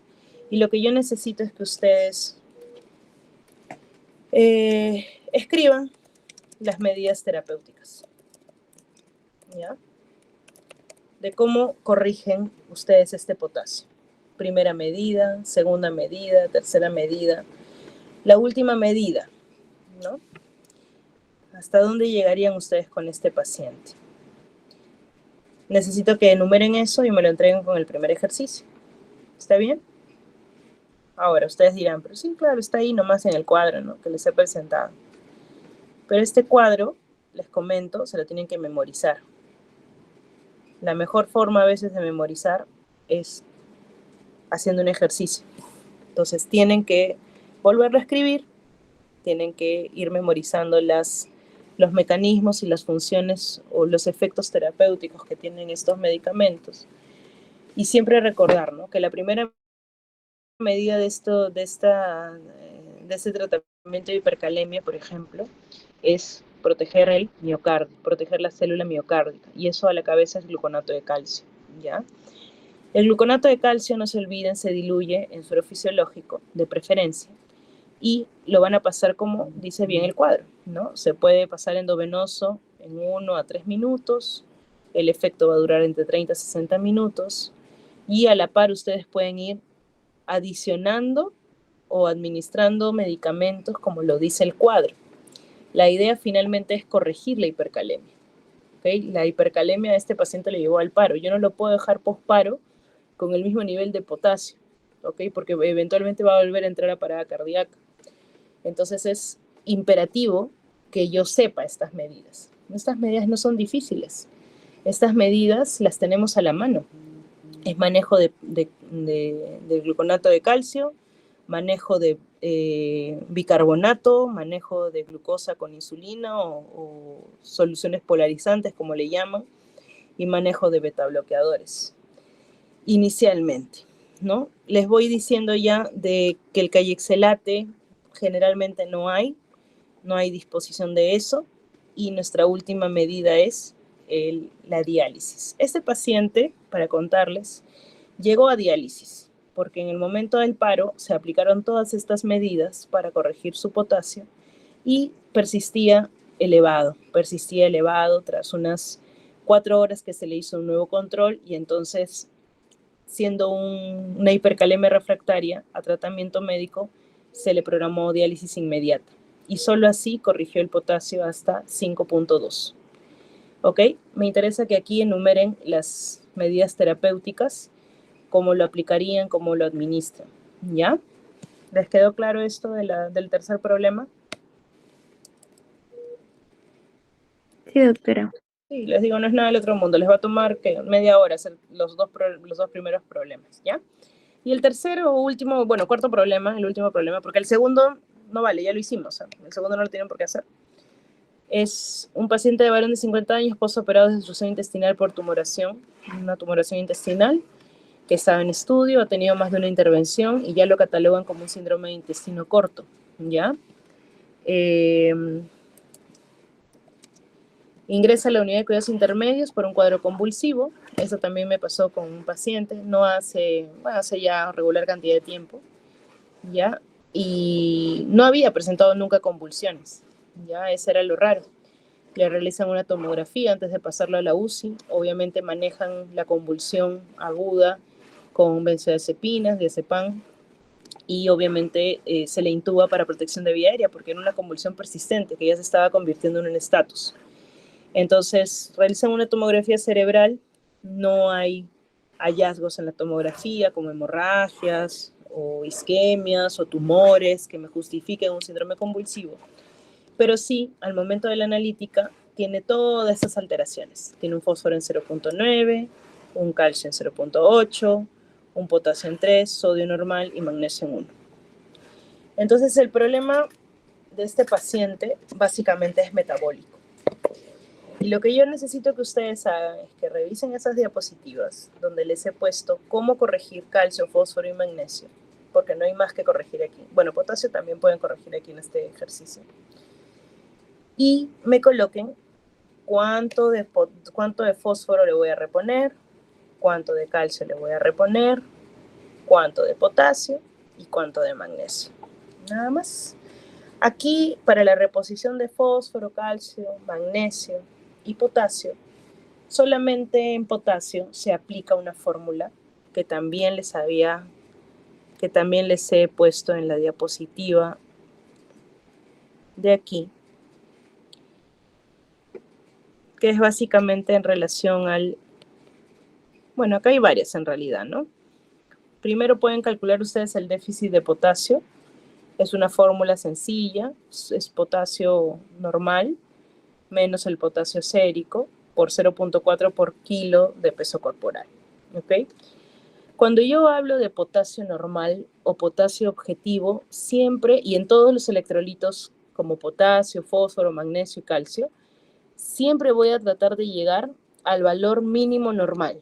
Quiere decir que si yo tengo un valor mínimo normal de potasio en 3.5, ese va a ser mi objetivo de corrección. ¿Ok? Si yo tengo 2 de potasio ahorita, y yo te digo, a ver, acércalo o corrígelo hasta un valor normal, mi valor normal es 3.5. Es mi valor mínimo normal de potasio. ¿Ok? Igual fósforo, igual calcio, igual magnesio. ¿Por qué? Porque esto también va a meritar una monitorización, un control de electrolitos posterior. Entonces, lo mínimo que se puede corregir es hasta el mínimo valor normal. ¿Ok? Y entonces eso me interesa que ustedes hagan. Van a corregir el potasio, me van a poner cuántas ampollas de calium. Ahí también les he puesto a cuántos mililitros tiene una ampolla de calium, cuántos miliequivalentes de potasio tiene una ampolla de calium. Y ustedes me van a decir, aplicando esto, cuántas ampollas de potasio, por ejemplo, necesita este paciente. Luego, en un segundo momento, me van a decir cuántas ampollas de fosfocalium o de fósforo necesita el paciente si tiene un fósforo de 0.9. También aquí les pongo claramente, con respecto a fósforo,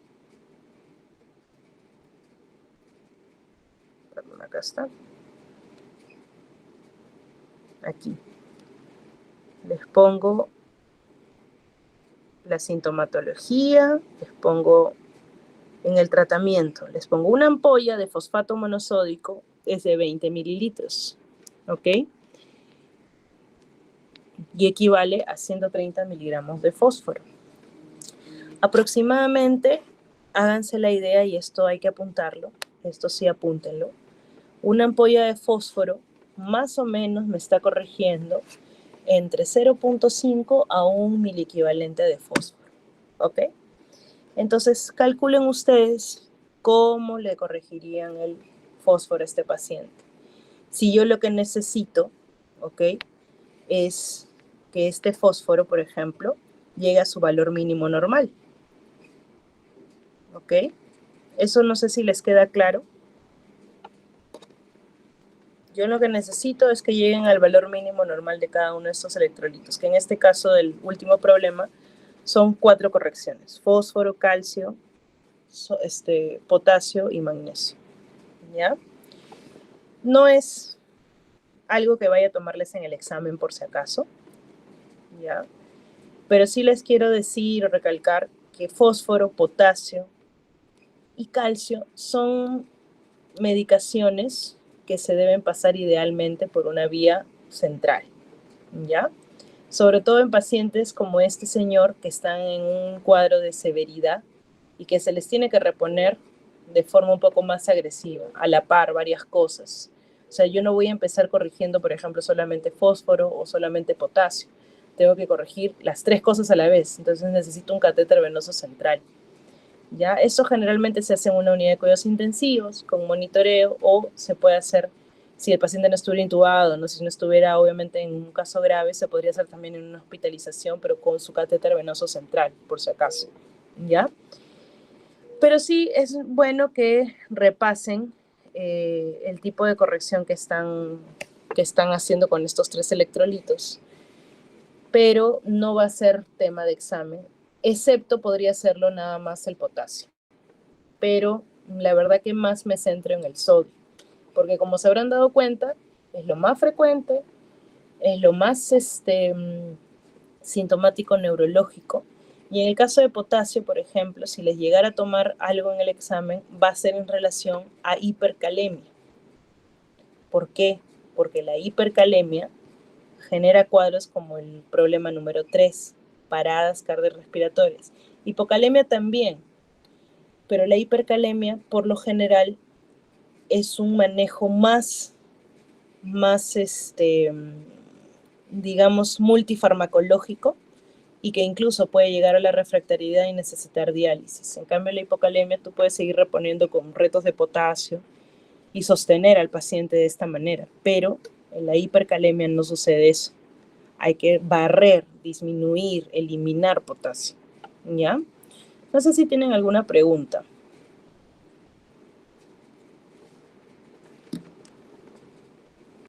Sí, doctora, una consulta. ¿Podría repetirlo, por ejemplo, de lo de que dijo que cada ampolla de potasio...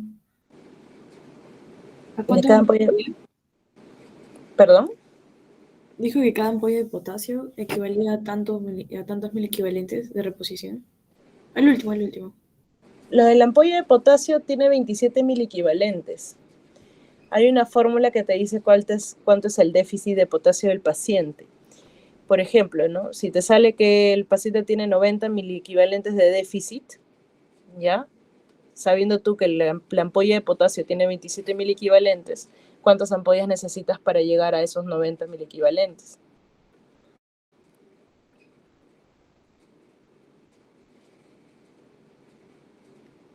Pero eso no lo he dicho ahorita. Entonces era fósforo, creo. Con respecto a fósforo, te decía que más o menos una ampolla de fósforo te corrige entre 0.5 a 1 miliequivalentes de fósforo. Eso sí. Aproximadamente, ajá. Entonces, bueno, esto por favor son solo 3 ejercicios. El ejercicio 1, que van a desarrollarlo con sodroguema Díaz en base al último valor de sodio, 129. La glucosa sigue siendo 100, como en el valor inicial. Luego van a desarrollar el ejercicio número 3, con respecto a hipercalemia. Repasen esas medidas de manejo de hipercalemia. Y el ejercicio número 4 es solamente para reponer los electrolitos que están en déficit, ¿no?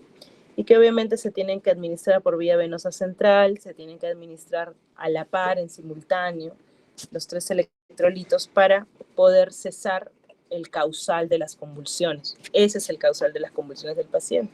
Una vez que ustedes corrijan estos electrolitos a sus valores mínimos normales, van a ver que las convulsiones cesan. Y entonces, ¿qué pasa? ¿Ahí termina todo? No, ahí no termina todo. Hay que volver a dosar electrolitos y ver que esto se sostenga en el tiempo. Ese es el verdadero trabajo de corregir electrolitos, que se sostenga.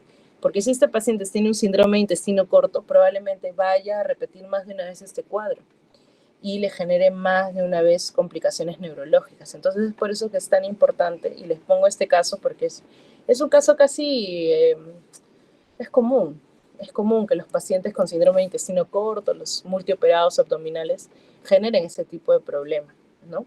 Así que vayan teniéndolo muy en cuenta para aquellos que van a ser cirujanos, para aquellos que van a ser anestesiólogos.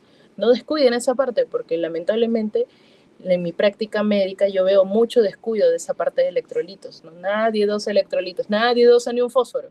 Recuerden que fósforo, calcio son elementos importantes que intervienen en respiración, en uso de músculos respiratorios. Entonces, yo, por ejemplo, todo el tiempo estoy dosando eso, todo el tiempo estoy corrigiendo eso. ¿Por qué? Porque si yo quiero, por ejemplo, que un paciente salga del ventilador mecánico y tenga fuerza para la contracción muscular de sus músculos respiratorios, si no tiene fósforo y no tiene calcio, por las puras, le puedo seguir dando terapia, le puedo dar el mejor ventilador, le puedo dar el mejor de los ánimos. Si no tiene electrolitos, eso no va a funcionar, ¿ok? Esa es la importancia de manejo de electrolitos, ¿ok? Que a veces no entendemos por qué es importante reponerlo, pero es que intervienen en procesos celulares un poco más,